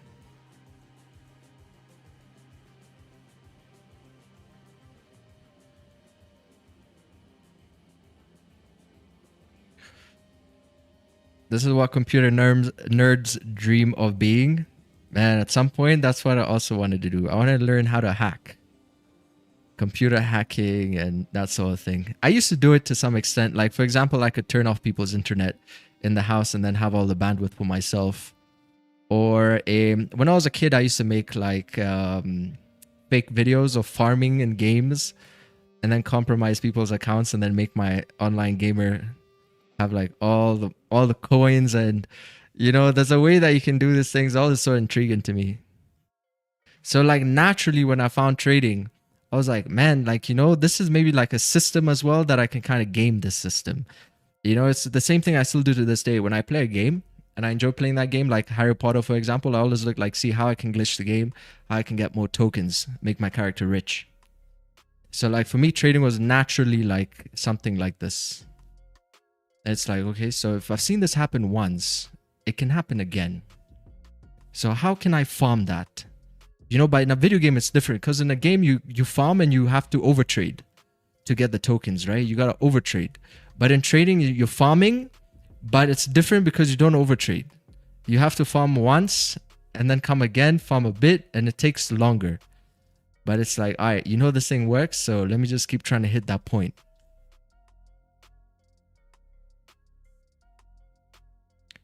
Someone who got denied payout got mad.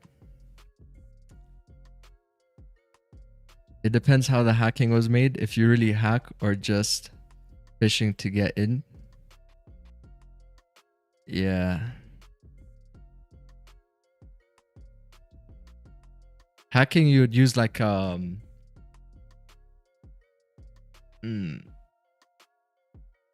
don't know if it's like much of a hack, but there's this tool. It's called like a coin something, where it's like you can increase the coins you have in the game. It's a coin hack. I think it's called something like that, where it's like you can increase the amount of coins you have in a game, but sometimes it's like artificial, so it just gives you a big number, but sometimes it works as well. What is it called, chat?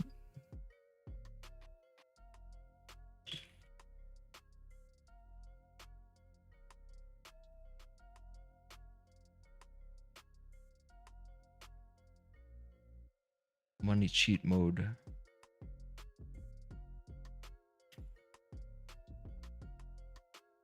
But anyway, Goldie's setting up over here.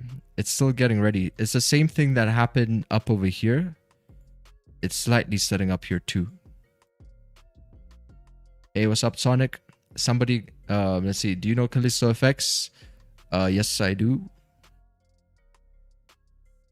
If you ask me about, I think I know a lot of the, just for me, what feels to be the mainstream names. I don't know everybody in the industry, but I feel like I know most of the kind of mainstreamish names on, especially when it comes to live streaming on YouTube. I think it's good to know these things. If you're in the industry, it's good to know these things. People like to pretend like they don't know these things. People in this industry have a big ego. Like if you go and ask Xauusd if he knows TetraFX, he might say he might not know me, but he probably knows me. You know, but people just do that because they got like a very big ego. But for me, I don't mind. It doesn't mean anything. It doesn't affect my brand if I know people.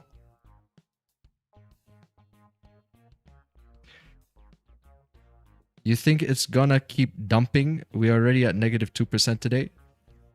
I think a pullback is due. This might be the inception right here as it's breaking these highs.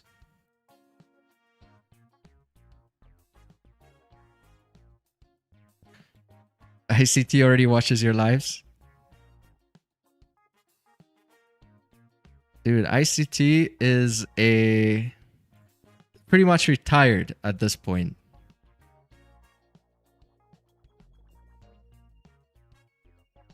He's pretty much retired.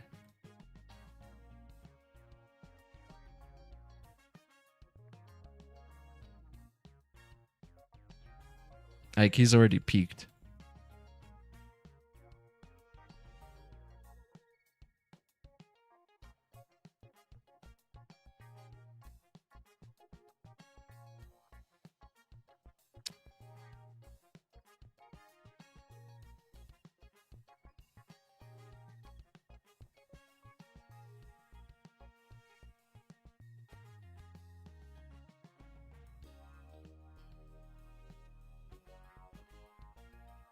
Let's go to his channel over here.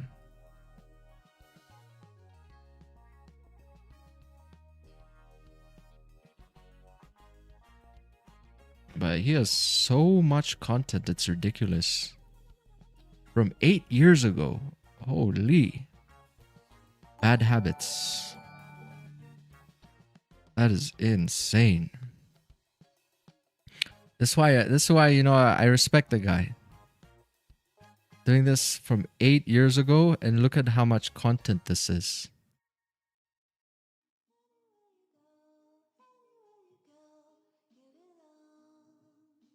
ICT Forex price action lesson, IPDA versus Wyckoff theory.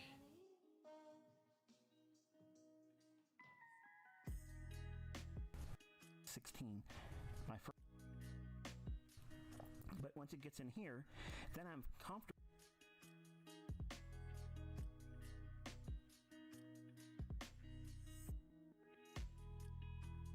Yeah, mad respect to the guy though.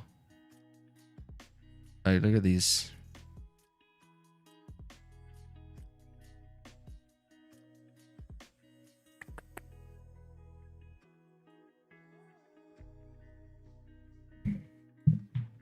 I used to watch when he was teaching his son. Hey, mate.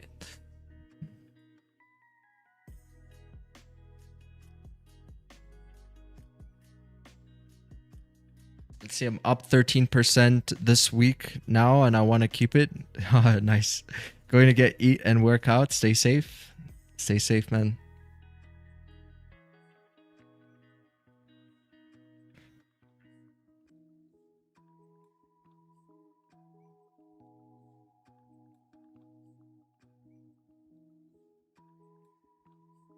Go get some chow.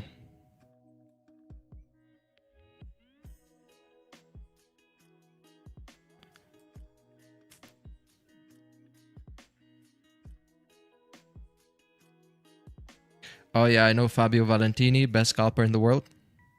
He uses those blobs. I like to call them blobs. These volume things, right? Imagine that guy sending you signals. If it's the best scalper in the world, they're probably gonna be the same as me, because my trades can last anywhere from like literally a minute. Nowadays it's so fast because there's so much volume. What kind of scalper is he though? Is he like a scalper? You know, you got these scalpers who are in and out, in and out, in and out, in and out, like very fast paced. Or is he like a okay, so for example, when I take a trade and I'm looking to, like, let's say, get a good scalp in, we have a 16 pip stop loss. Right, so we got a 16 pip. So put stop loss here like this. Now the thing is about my trades is, even though they're scalp entry models, they still have potential for really big moves, explosive moves. So I see the opportunity in holding them longer. Whereas maybe some other scalping systems, they operate a bit differently.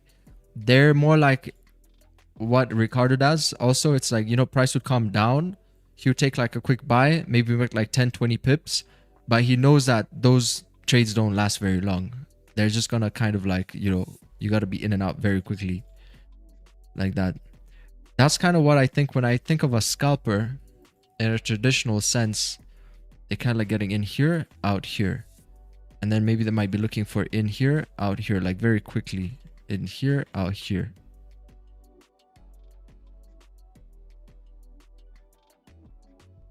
Was a gold scalper too?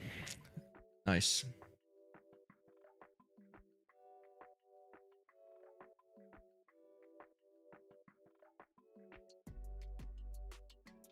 Looks like it's shaking off. It might be trying to go up from this move right here, but it could be trying to shake off some people because this would be the inception. This would be kind of like the point A from where we might see the first pullbacks be pull-ups be initiated from this down movement here. But we got some kind of a structure that's been formed there.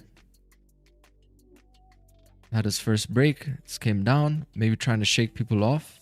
You see how it's slightly you see the small nuance things that I talk about?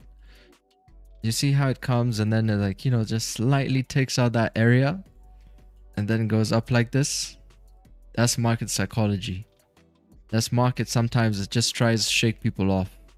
And it's the worst thing to get shaken off like this because sometimes it's like it forces you to get back into the trade. And it's never like 100% that it's going to keep going your direction. So it could benefit off the fact that maybe you mismanaged somehow here to even get more drawdown from you. But you only realize these small nuanced things the more you stick to a system and watch the way it acts like when it breaks certain key levels with your entry confirmations. Like, how do you use the moving average? So we just use this confluence. So for example, you see with the trade that we took here today, we were trading below our 8 SMA as we were breaking the lows. You know, and we also got the 50 and the 8 SMA crossover right over here. See how the 8 crossed the 50? Consolidate for a bit, but that's usually like a volume indication. But you see how we had a crossover here as well? Let's go on a full screen. Notice how the 8 crossing the 50 and the mouth looks like this. Also a volume indication. So it's always nice to trade when the SMAs are in your favor in confluence or whatever direction you think price is heading. See, like here, for example, and here. Simply put. And another confluence we had for this move, if you go on the hourly, you got the kiss of death. That had happened here. That's when the SMA is right on top of the candlestick. It's also another volume indication. See? 8 SMA right on top of it. It looked better earlier on. Here, look at that. Boom. It hits it. Okay, wait. Next count. Oh, okay, no, you can't get the replay on the hourly. Like you see here, even use it for trailing on the 5-minute. We've done simulations where we've trailed this on the 5-minute before. You see, now look at the moment it closes. If you're planning on holding a trade, let's say if you got into your cells here, and you're planning on still holding the trade, sometimes you can use the SMA like we did in the simulations on the 5-minute to trail your position. See, because the moment it closes, that's also a nice little confluence for these little buys on the 1-minute. It starts to show some kind of potential for a reversal or a pullback. Right, so after all that sell-off, and it would help you most times hold the trade longer than you naturally would. Because if you were securing there, then in this case, you'd have secured like right over here. See this? So it's good to use as like having that dynamic support resistance on the chart. Because you're going to see how price sometimes acts off of it and it can help you understand the position a bit more. You see as well, like here, we're still kind of holding that dynamic support. Sometimes it could even be like your stop loss and the SMA are right next to each other. And it could just be going for a kiss of death, touch the SMA, and then continue in your direction.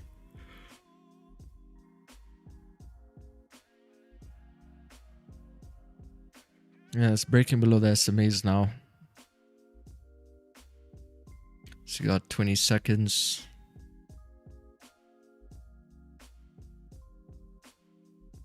If it goes above 42.82, maybe a buy.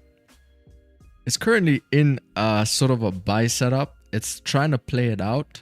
See, it's rejecting the SMAs. Notice how SMAs are rejecting it. The SMA is still trying to hold it. But it's currently in a buy, but this is like an inception move, you know? It's... You haven't had like real structure yet to show you some kind of continuation to the upside. This would be like literally the first point A. So kind of risky in this bearish momentum.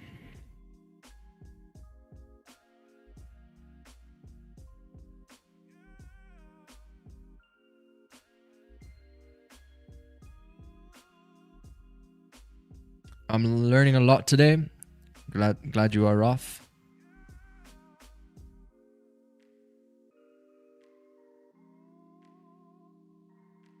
Candle ATR is crazy these days, but you can lose as fast. Need nerfs to fast scalp. Yep. Scalpers are always the ones who survive in most market conditions because we're used to trading the trenches. Like, it doesn't matter so much if there's so little volume or a lot of volume. We at least have opportunities. We can trade like every single day. As opposed to somebody who needs these bigger pushes. We don't need these bigger pushes. Because our stops are so tight. Like, even a 20 pip push are quite decent.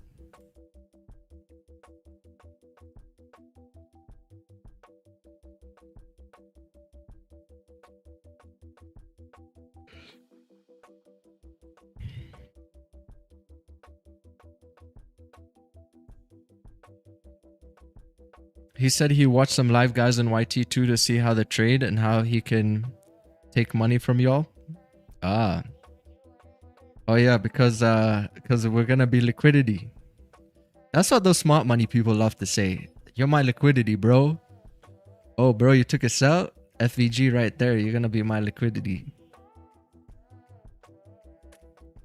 Man, the ego with these guys, insane.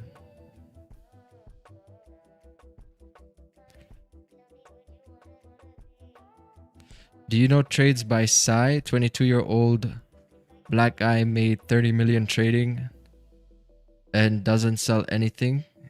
Can tell. Oh, can't tell if it's legit.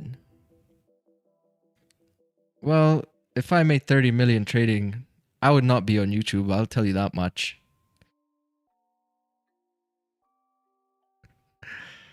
Dude, 30 million is a lot of money.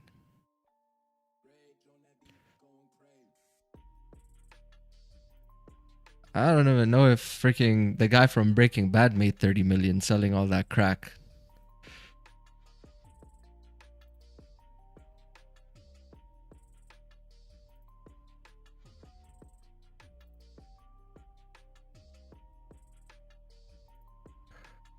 No, I make enough to have a comfortable life.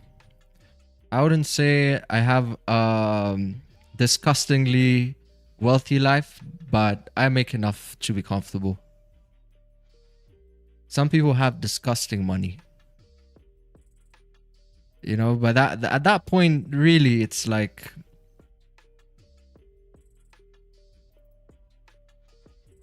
I think all you need is 20 million. If I had a number in my head, 20 million would be the goal. I think with 20 million, you can do a lot with 20 million. You can have a PJ. You can have a small boat. I think, like, there's nothing past having 20 million that's going to benefit you anymore. With 20 million, you can basically do everything. I think 20 million would be the number.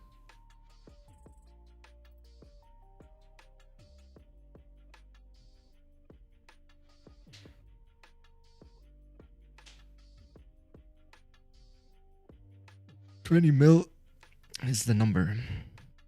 Yeah, people like Jeff Bezos, Elon Musk, disgustingly rich. They'll never be able to spend all their money. Elon Musk could end world hunger for maybe a month or a few days. That's how much wealth Elon Musk has. He could end world hunger for not longer than a month before he goes broke.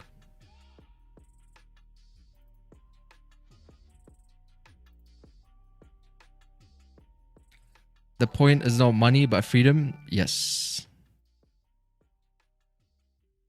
I remember reading that somewhere. It's which is crazy because like it doesn't seem like a very long time, you know. And the reason they don't donate as crazy as maybe you think rich people would donate is because there's a lot of red tape when it comes to organizations like these NGOs. There's so much red tape and there's a lot of money that's been stolen. So if you donate to UNICEF or UNICEF, I forgot the abbreviations, it doesn't all go to where it needs to go.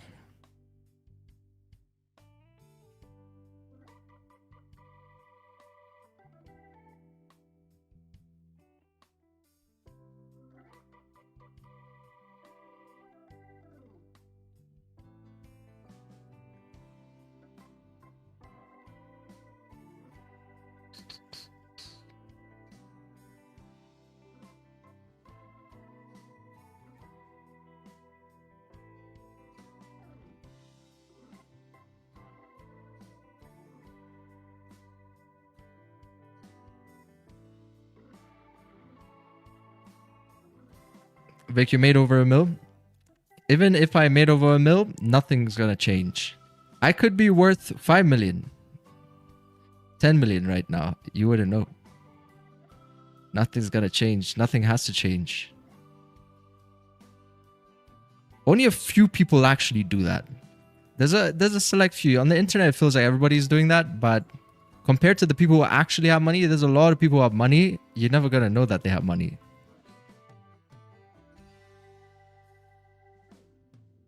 I think in the real world, people don't really show off like that.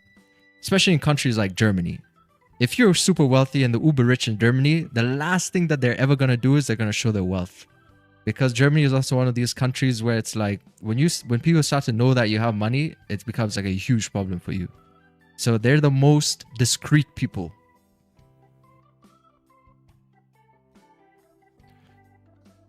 Gold today failing so quick. I don't manage to get a trade today so far.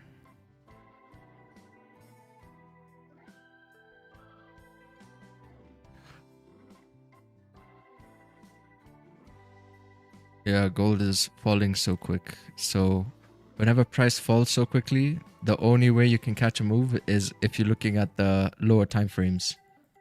You know, like how can you catch continuation like this, for example? This was a very big push. It will be difficult for you to catch this until structure forms. So whenever gold is moving so fast like this, you're always just looking to see where's the pit stops. You know, where are the pit stops here? Where like price is going to get some gas to continue moving down. So you got another pit stop over here. Price moved down. Kind of one here. It's not the cleanest, but you can see something happened and then price continued to move down. Something happened, price moved down. Something happened, price moved down. Same way as here, same way as up over here. So whenever price is moving fast, you got to see like basically structure. And you won't get it on the 5 minute so much because it moves so quickly. Maybe if you can see like these pullbacks on the 5 minute candles, but you can't read it as much as when you see it on the lower time frame, like the 1 minute.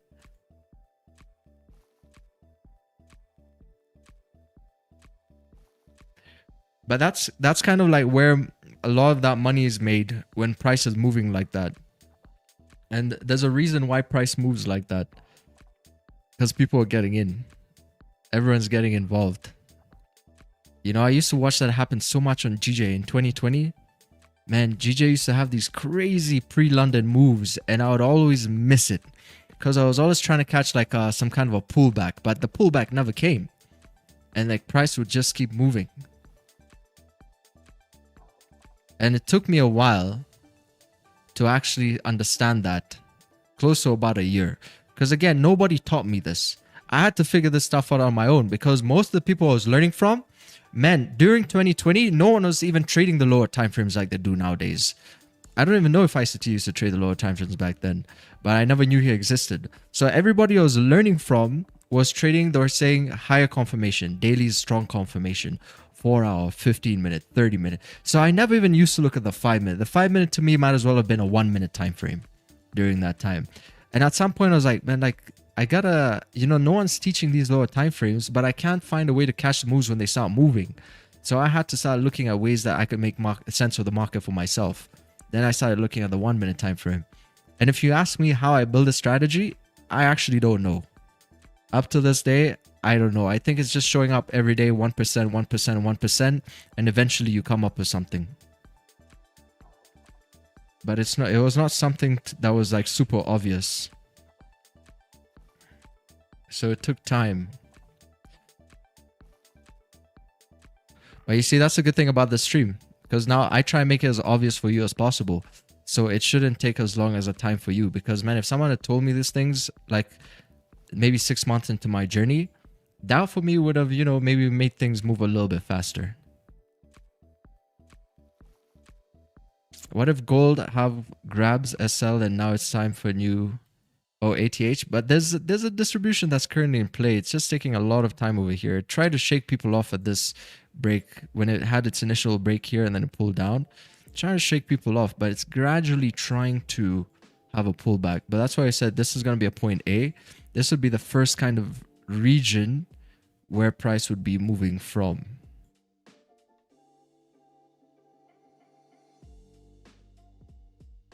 If you watch back in the stream.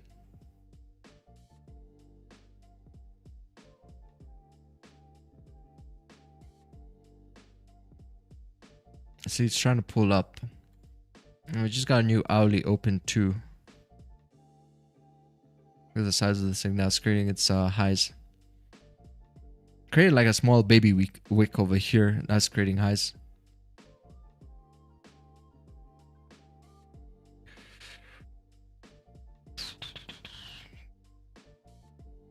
Hi Tetra, what's up? I see you manage trade. Hey, what's up, Henry?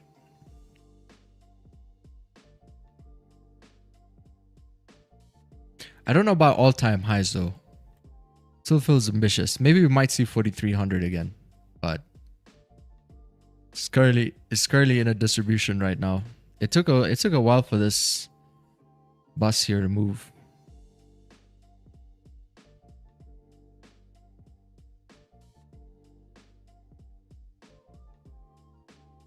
Yeah, you'd have been safe, I guess, if you didn't put your stop like right here.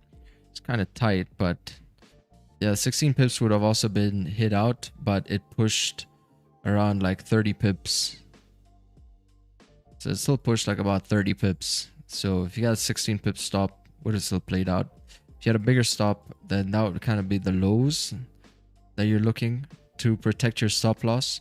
See, that's what I mean. Like the entries sometimes don't even matter, because maybe some people get in here, but the entry confirms the direction.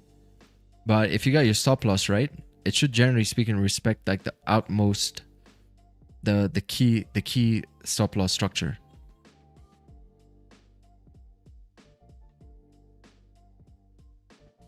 So you could have had a 16 pip stop loss, got about 30 pips, or you could have had a bigger stop loss and just been stuck in this trade like this.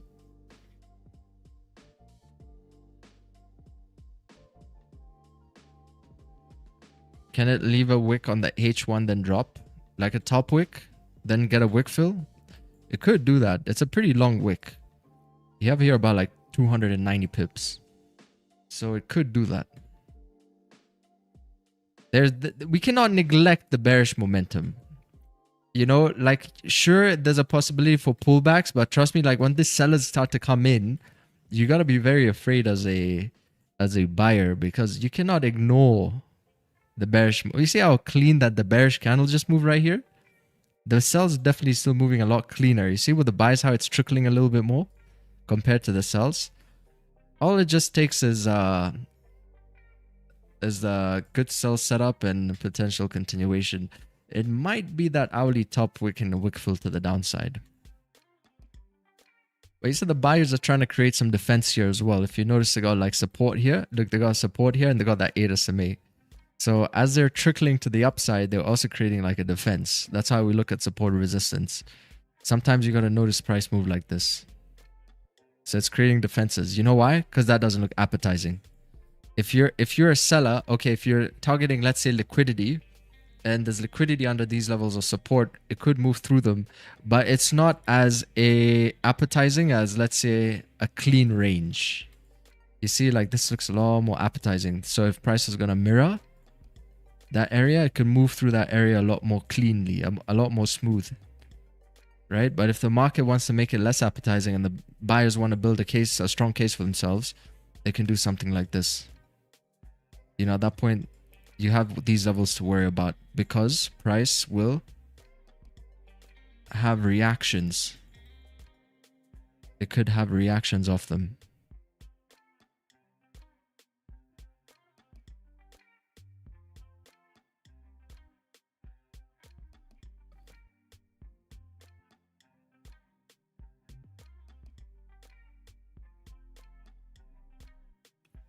Sellers coming back in.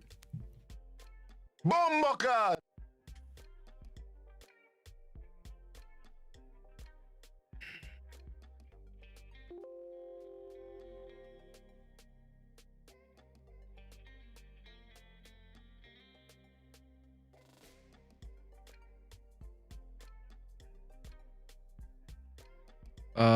I took one more, look good. Oh, nice. 22 pip dubs.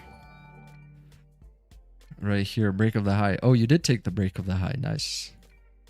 Change of character. Boom, boom. Little scalp.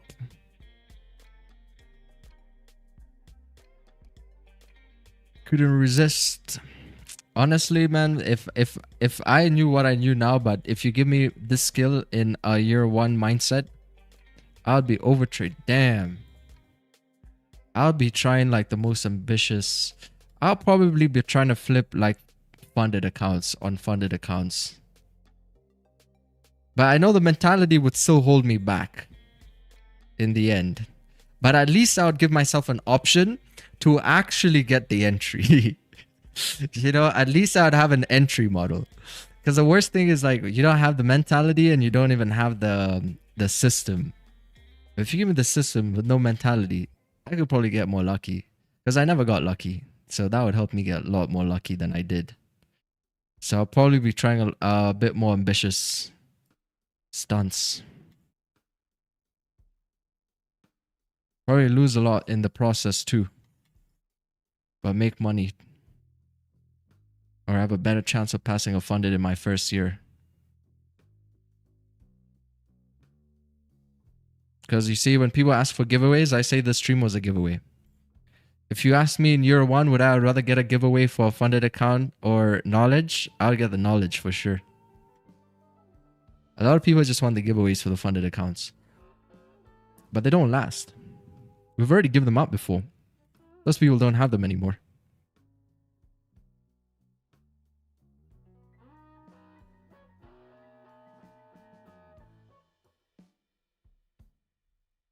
M5 looks clean to the downside.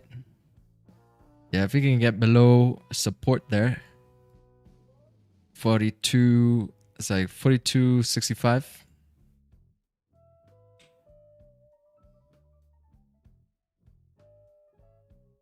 Gotta build something that lasts.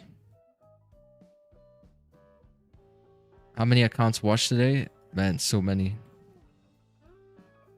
Because people always try to buy the dip. It's something about our psychology is we feel that we've missed a move, so surely it can't keep going down, and boom. Drops another, from here was what, 400 pips? Almost 500, 480 pips. Surely it can't move below 4,300 anymore. Surely it's done now. It can't go any more lower than this. So you got another range here. It's like another 184 pips. So it can keep going even past the support if it wants. So I would say the buys, definitely a lot more risky still.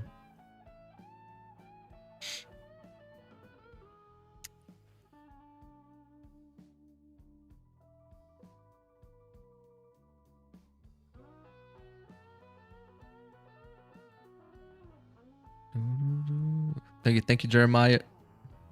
Thanks, David.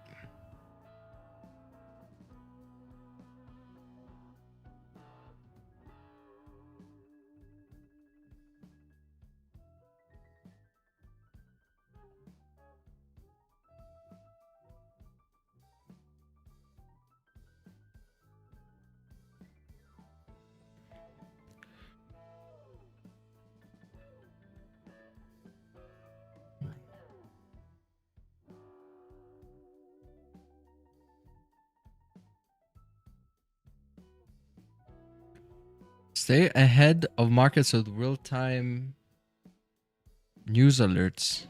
Oh, what is this? We're introducing news alerts, a feature that notifies you the moment a news item that matches your custom newsful filter is published. Easy to catch every important to you. Earnings, company news, macro shifts, exactly as they happen. How do we set this up? News alerts. Okay. And a watch list.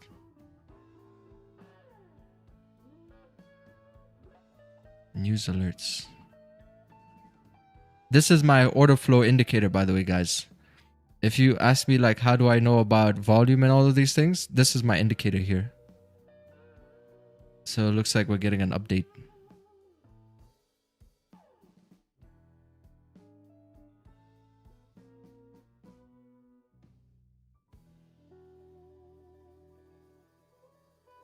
And then everybody else uses these other ones. You see, there's kind of a difference.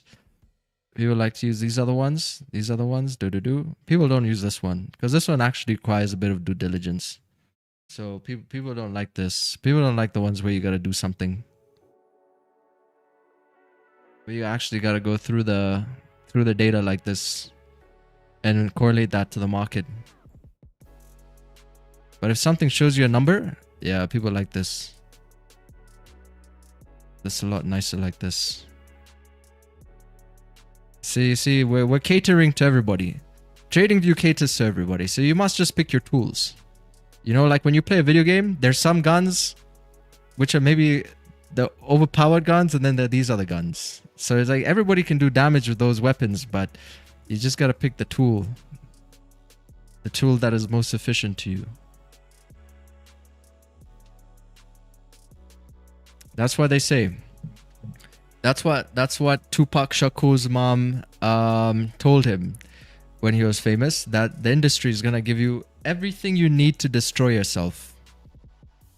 When you become a famous rapper, the industry is gonna give you fame, money. You're gonna abuse certain substances. They will give you everything you need to. When Hollywood wants to destroy somebody, it gives them everything that they need. Now look at this, price is coming down here.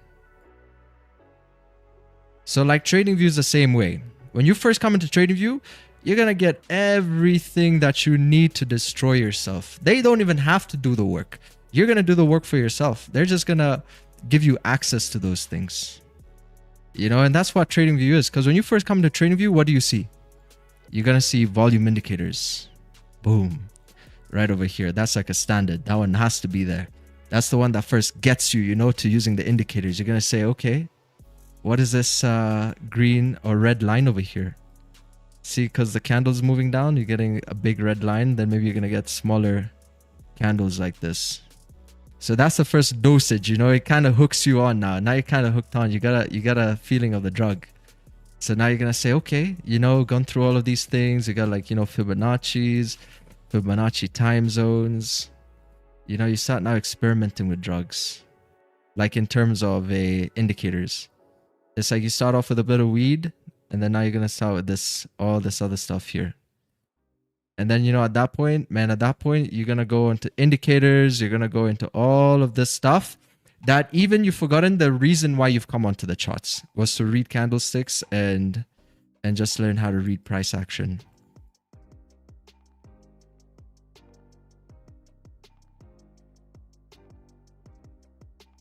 So a lot of these things are true. Just like in life, like in trading as well. So you always got to be a little bit cynical. When I came in, I mainly used to use MACD,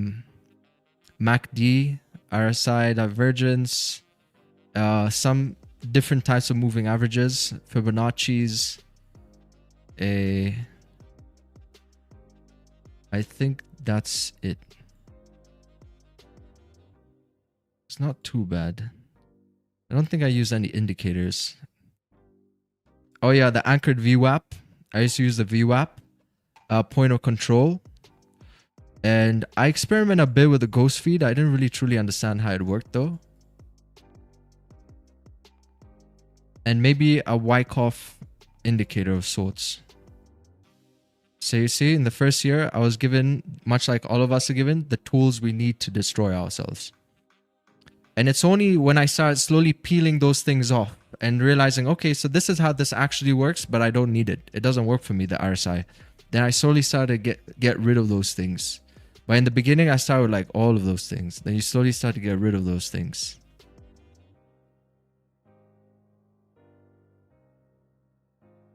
Still falling? Yeah, man, still falling here. Why are you running? Why are you running?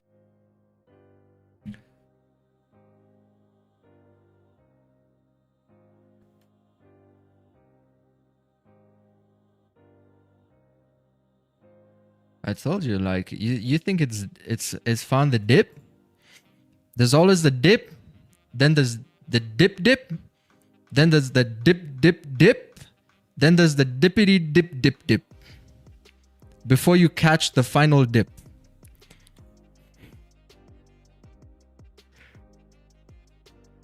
So you still got a range here. Like 100 pips.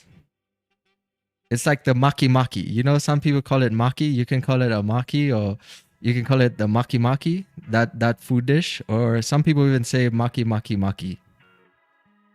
They say it 3 times.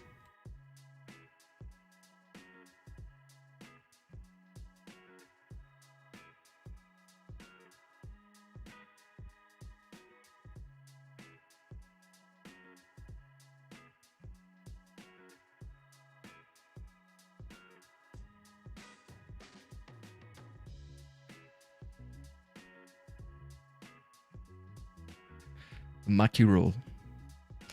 Do you use only moving averages? Yeah, it's only moving averages now. The other indicator that I have is for price action. It's mainly just based off a shotgun play. So all it does is it shows me the entry, where to manage risk, the stop loss, if there's a wick to break. So it's just doing what I would naturally do, but it's an indicator which just does what I would already do. For the most part, we just use kill zones and the SMAs. Tippity top. Yeah, you gotta have the tippity top, top. Another tippity top.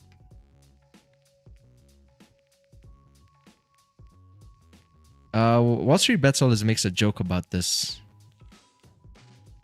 There's always a meme that circulates when the markets are dumping, like how Bitcoin is dumping right now. There's always a meme. Oh yeah, here it is. You see, but the dip, the actual dip, the dip of the dip. Then you got the dip of the dippity dip. That's how it feels like when you're trading Wyckoff. You think you're catching the actual thing, but then there's always gonna be another thing. Yeah, this is the buyers here today. These are people who are trying to buy gold today.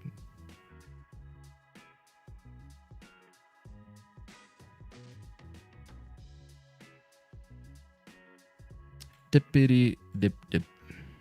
And they're like, oh Lee, like god damn, look at this guy's face. They're like, damn, too many dips. Which is the dip? We can laugh about it now, but this is a story true to all of us in the first year of trading. Oh yeah, then we got the superstitions too. Dear Mr. President Trump, just one more bull run. I promise to take the profit. Yeah, I used to do this as well. I used to have candlesticks and, you know, I would have like candles and meditate before my trading session would start for the day. Good times. Yeah, then, you know, the market doesn't care about this. Oh, he's got some offerings here as well. He put like some apples, some nice scented candlesticks.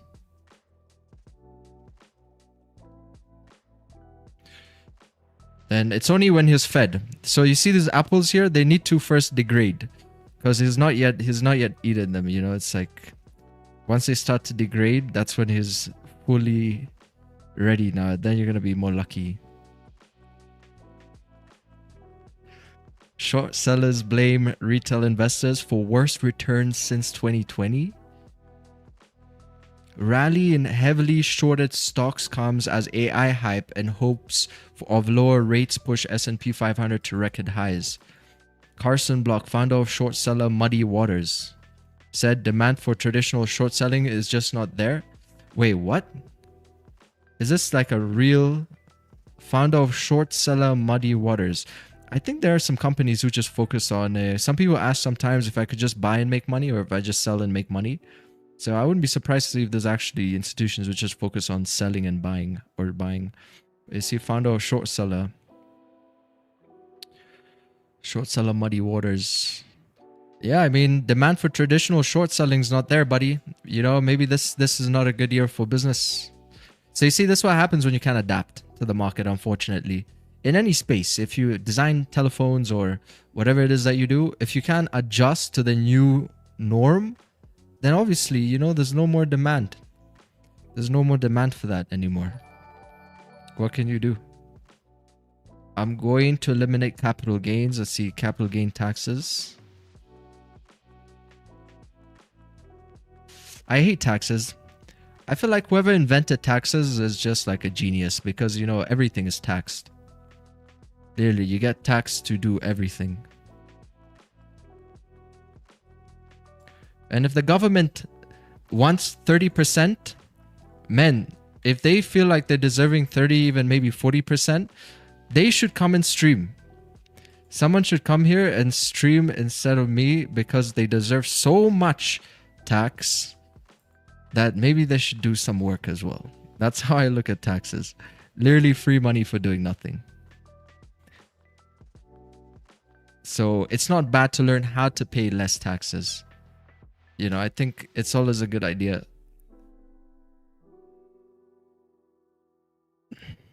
What length do you use? Simple moving average. I got the 50 and the 8.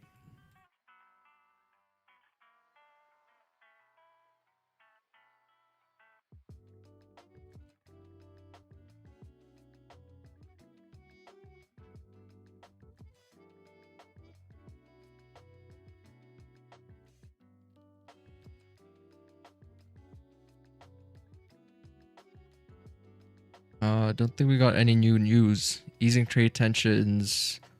Don't tarnish gold's shine.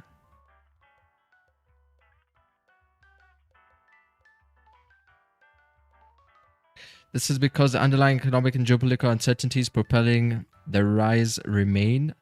These should push the metal to new highs in 2026. Guys, I don't think we're going to see 5K at the end of the year anymore. It doesn't seem like a possibility anymore.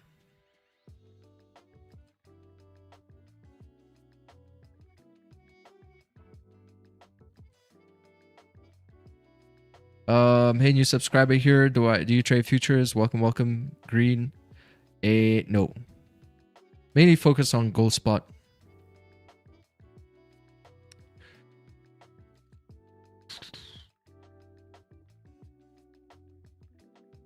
Still not seeing any sort of like bullish momentum. This is still a... You know, it's still pushing down over there. Pushed down, gave about 80 pips. Might be a fakie. Still definitely more range here. About like 100 more pips. See if it respects this area. I think the main key thing would be like price needs to break above, you know, like 4280. And if you can break 4280, then you have a, you know, like a 220 pip range above that area. But right now, price is still down about 2%. And this could be a break and retest. But another thing is we've created a support over here. So, you know, price got to get through the support. 42.57 for this 100 pip range. It's kind of, we can probably just remove this and then say no trade zone. Because we got support and we have resistance over here. So you see the market conditions kind of different right now. Like the next best time is going to be maybe like pre-New York. You know, pre-New York. Because we've already had the London session move. Or the pre-London move. So now it needs to set up again for the next big thing. Maybe it's going to be a retracement to fill this range. Pre-NY until NY open. So I'd say those are like the key levels. Pretty big candles though. This 5-minute candle here is like 130 pips.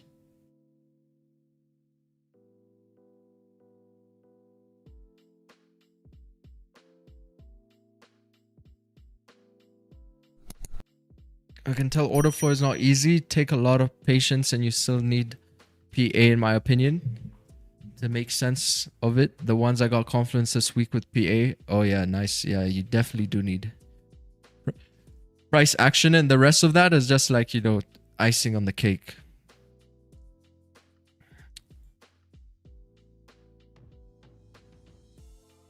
No more like 4,500 to 4,600, but not higher. 45, maybe like 45. Yeah, if anything, right? 45, maybe 46.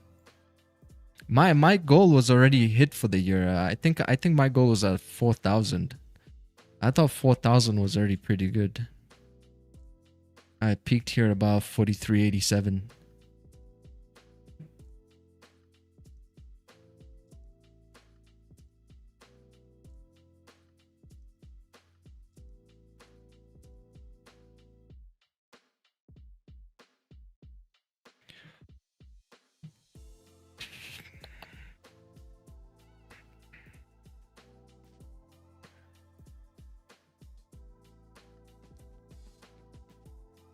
What are my other investments besides trading?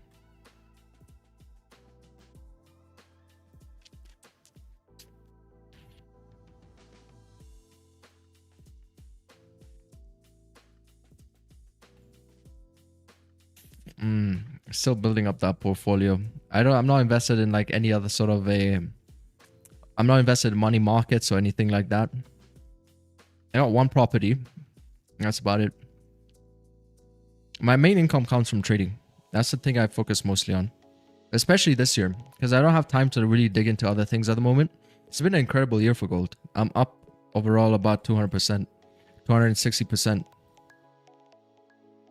been a crazy year. Sometimes when you're making money, all you focus on is making money. You don't even... With trading, sometimes you don't even have time to do anything else. Especially, you know, gold's up for the year 60%. We're seeing volume, so it's more like taking advantage. Well, where we still have these beautiful conditions. But that is the goal at the end of the day. It's more like passive income. I think, you know, it's going to take some time, but that is the goal. It's just I don't want to spread myself too thin as well. You know, what happens when you spread yourself too thin? You have like a lot more commitments and it kind of throws you off what you need to be focused on. So you can always have more, but it comes at an expense. Freedom, time freedom. It's going to take more time to do those things. It's always going to come at an expense. Sure, you can always have more money, but how can you do it in a sustainable way? You know, if you're a family-oriented person, you know, sometimes you gotta put your family's needs as well. So you have time, you know, to spend time with the kids, spend time with your partners, etc.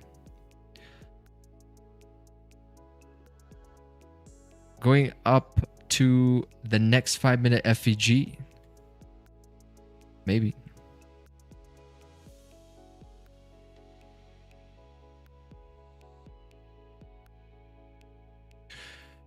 Maybe. We asked two different questions. For me, if I think it's going to the next FVG, I would say, how can I get a buy to that next FVG? Bitcoin is bouncing off that trend.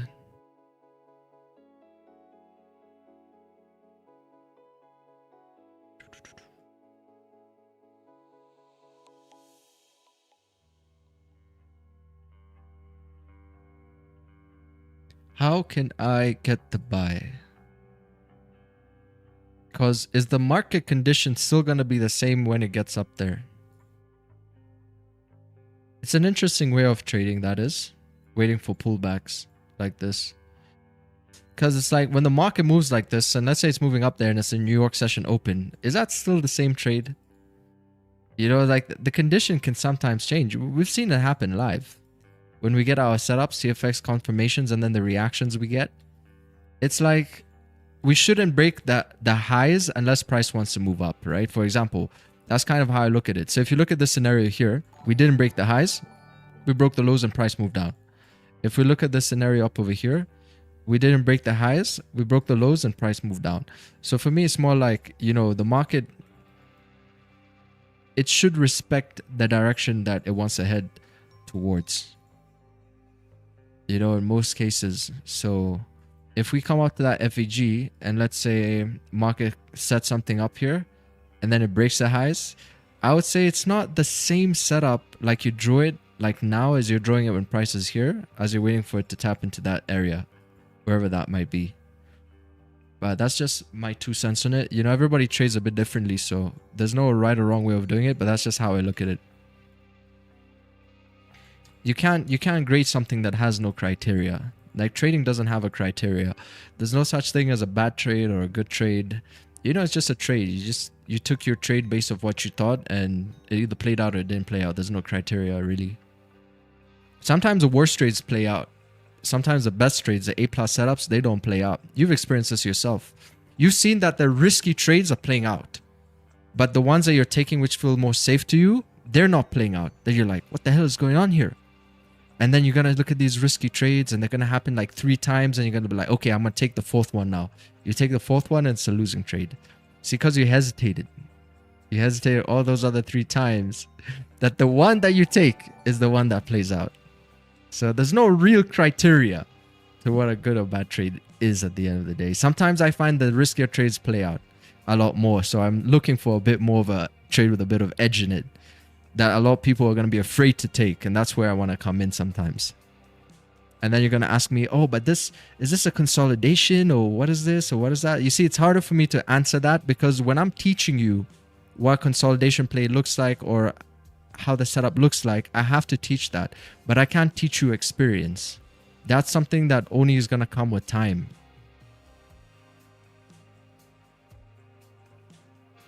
Thank God for the Asia Open. Otherwise, gold would be at $100 now.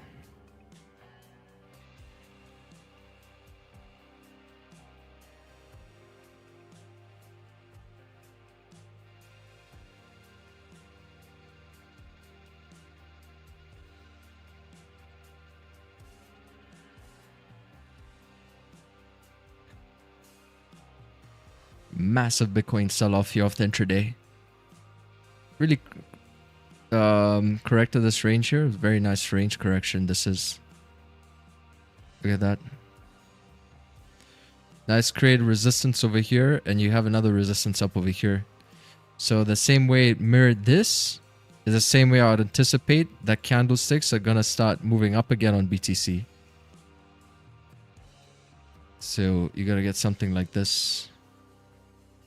Maybe, but it's more bearish, so maybe not the full range, but just a slight push.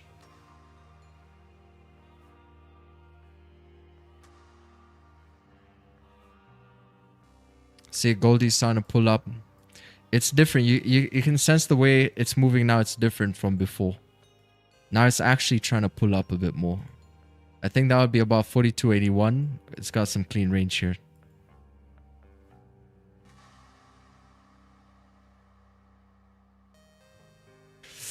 Do I use magic keys on CTrader? No. I don't use them anymore. I don't really need them. But I think it's really good way to get into like managing trades, closing partials. I always say it's a good like doorway to a lot of traders have problem with managing risk. You know, that's the main issue a lot of traders have. So that's what I think they're the best for. Just at least open the conversation up to managing risk. Because it makes it like more fun in a sense. It's more gamified, you know, you push a button pretty fast. So you also get excited about that, and it makes you think about your trades a bit more dynamically. Can you set a TP1, TP2 before you enter on CTrader? Can you guys? I don't know. I usually just manually close at TP2. If I send TP1, TP2, I'm out at TP2. Sometimes when you speak, you sound like Trevor Noah. Really? Trevor Noah. He has a South African accent, bro. Trevor sounds a South African. You know who sounds South African to me? I think that Trade Shop guy. When I watched Trade Shop the first time, I was like, man, this guy from South Africa. Because he seems like he seemed like a typical, not a tip. Okay, I don't know if typical is a word, but he really did give me vibes. It's like, man, this guy's from SA. Little did I know, man is from Dubai and UK. He sounds more South African than I do.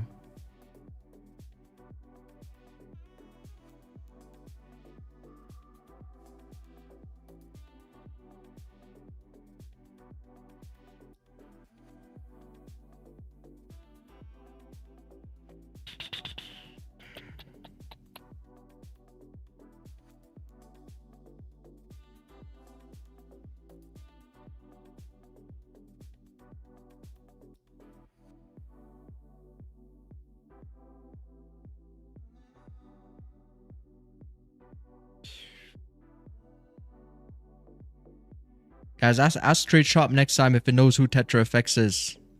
I have a feeling it's gonna say no, but he knows. Despite improved confidence that there is a path to de-escalating trade tensions. Let's see. Investors continue to buy gold. We haven't got any new news happen. This was the last 1 hour. That was 1 hour ago. So we're just kind of waiting here. I wanted to see what this new alerts thing is. Let me turn my alerts on.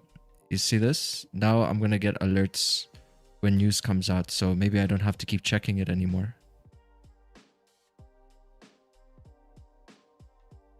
This is 1 hour ago.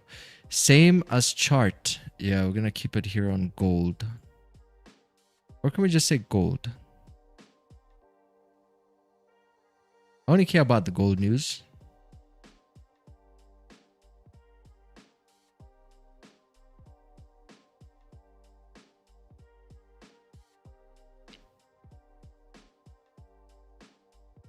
All right, awesome.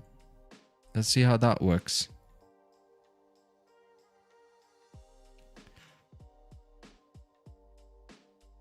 If you want to do the same, just come over here on the bottom right hand side on products and then go on to news flow. And that's where you get all your news. Then you can come here and that arrow and then trigger the news alert. It's in beta.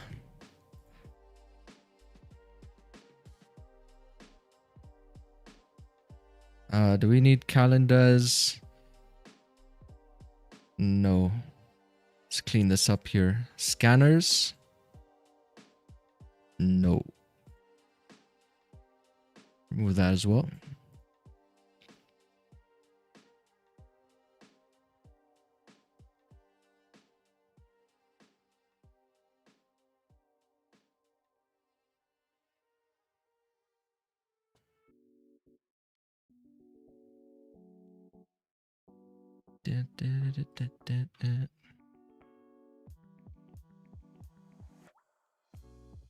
See what oil is doing.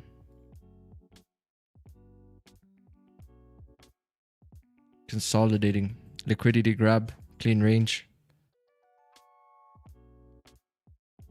So on the 4-hour time frame.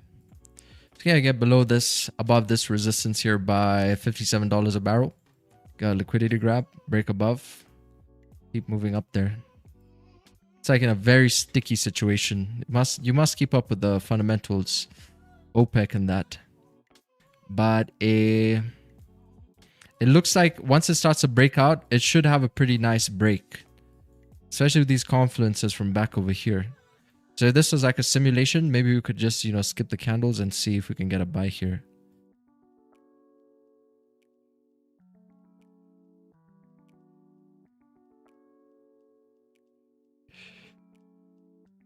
See what the daily is. Yeah, it kind of got Daily clean range.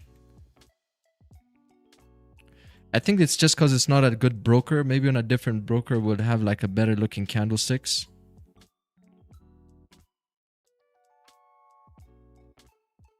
Yeah, you see a little bit better.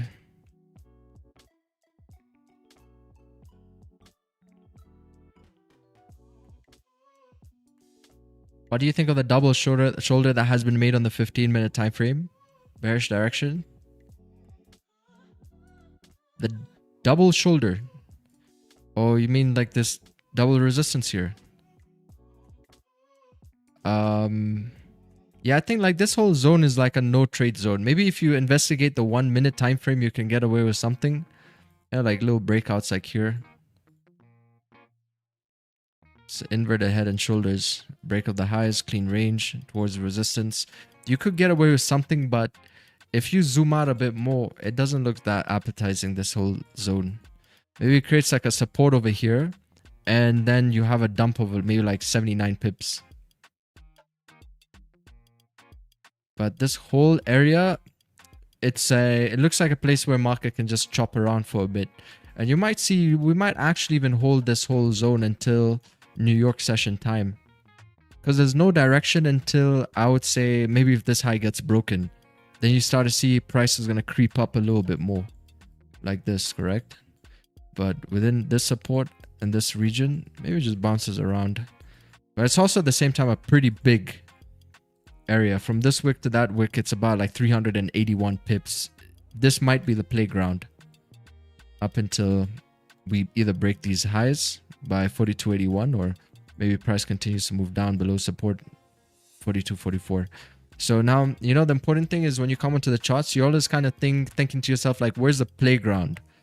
You know, like where are we going to be most likely going to be at? So once you identify that, I think it kind of helps you as well. Kind of understand the sort of opportunities you can catch. So I reckon this is it. If I take a third trade today, and that's going to be my pre-New York trade, it may be most likely within this playground, within this 380 pip range.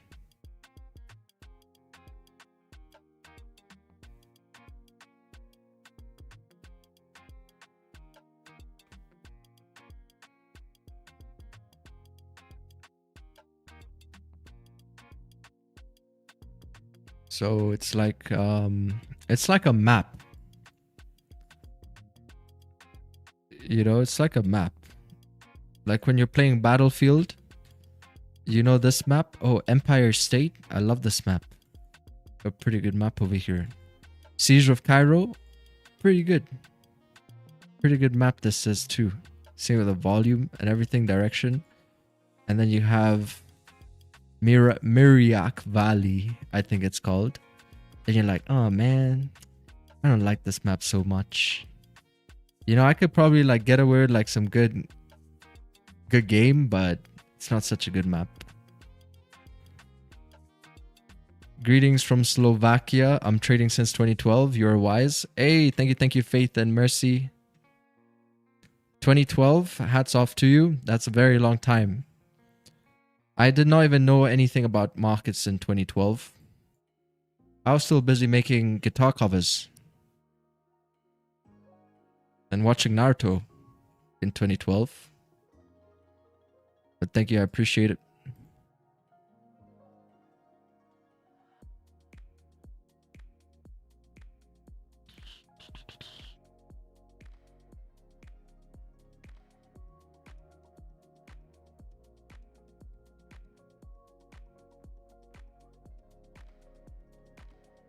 Fun fact, I had a YouTube channel. I used to make guitar covers. And actually did quite decent. There was one video I made which had like 50,000 views. But I deleted that channel. Never sang, but just played. It was easier in 2012. I don't know how that was like. Would you say the markets have changed like in terms of just the basics of how it moves? What has changed since 2012? Now it's bigger? Yeah, more volatility. Yeah, that's true. That's true. Now you got like a lot more volatility. So it's actually quite nice that we have a lot more volume. It means like if you look at the news, a lot more people are making money in the markets nowadays because of that volatility. Like they're making so much money. So definitely, I'm sure even it's become more of a norm trading. Back in 2012, only a select few people would have the opportunity to do that. I don't even know how brokers operated back in the days, like what sort of leverage you could get, how the spreads and all that was. But yeah, very select group of people knew about it. I would say nowadays everybody knows about it. Literally everybody. In the slums, in some random country, people are transacting using Bitcoins. People are a lot more tech savvy as well, with the way telephones have been developed, always being online.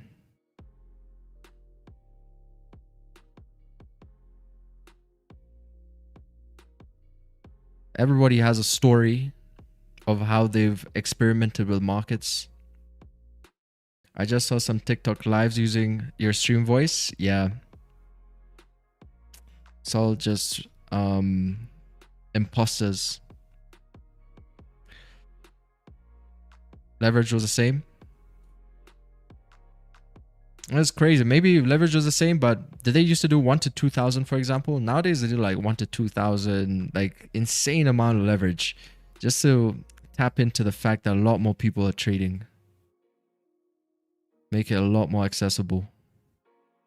Because back in the days, like before we could trade as retailers, you'd need at least $5,000, $5,000, $10,000 to really get involved. Nowadays, you got only about like $500, $200. People open accounts at like $20, $50. But back in the day, it was like very exclusive to people with money. And you couldn't trade in the comfort of your own house. So you had to actually go to the pits. Let's see how an indicator is going to help you in the pits. You're going to actually have to learn how to trade. Learn how to read psychological marks. Learn how to read people. Nowadays, people are soft. They just want the easy way out. They're always looking for the easy way out. That's why a lot of people don't make it nowadays too. It's because there's a lot of options, which are also just distractions. $10 is enough to open an account. Yeah. Gotta flip it. Double that account. Withdraw the $10. I think the market will continue to bearish when the US opens. Yeah, it could. The daily is still down 1.90%.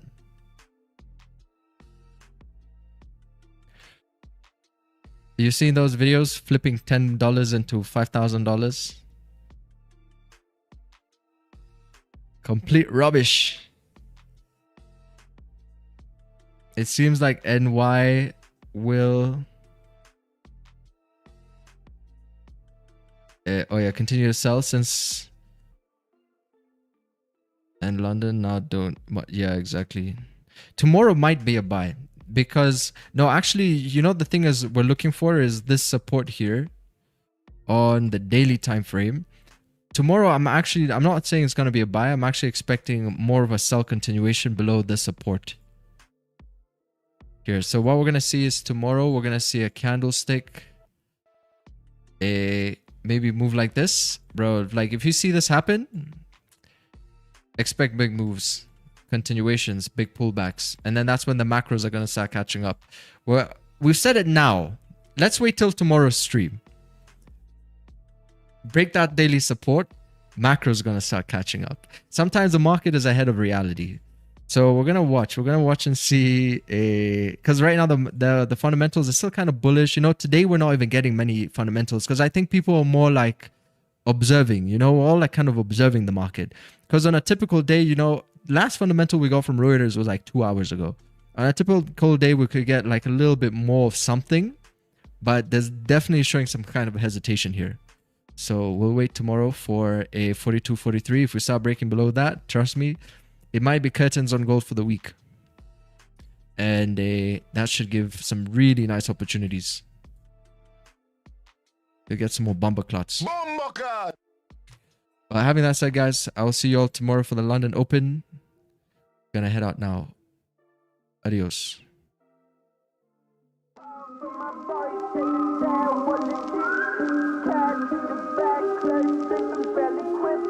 Pull up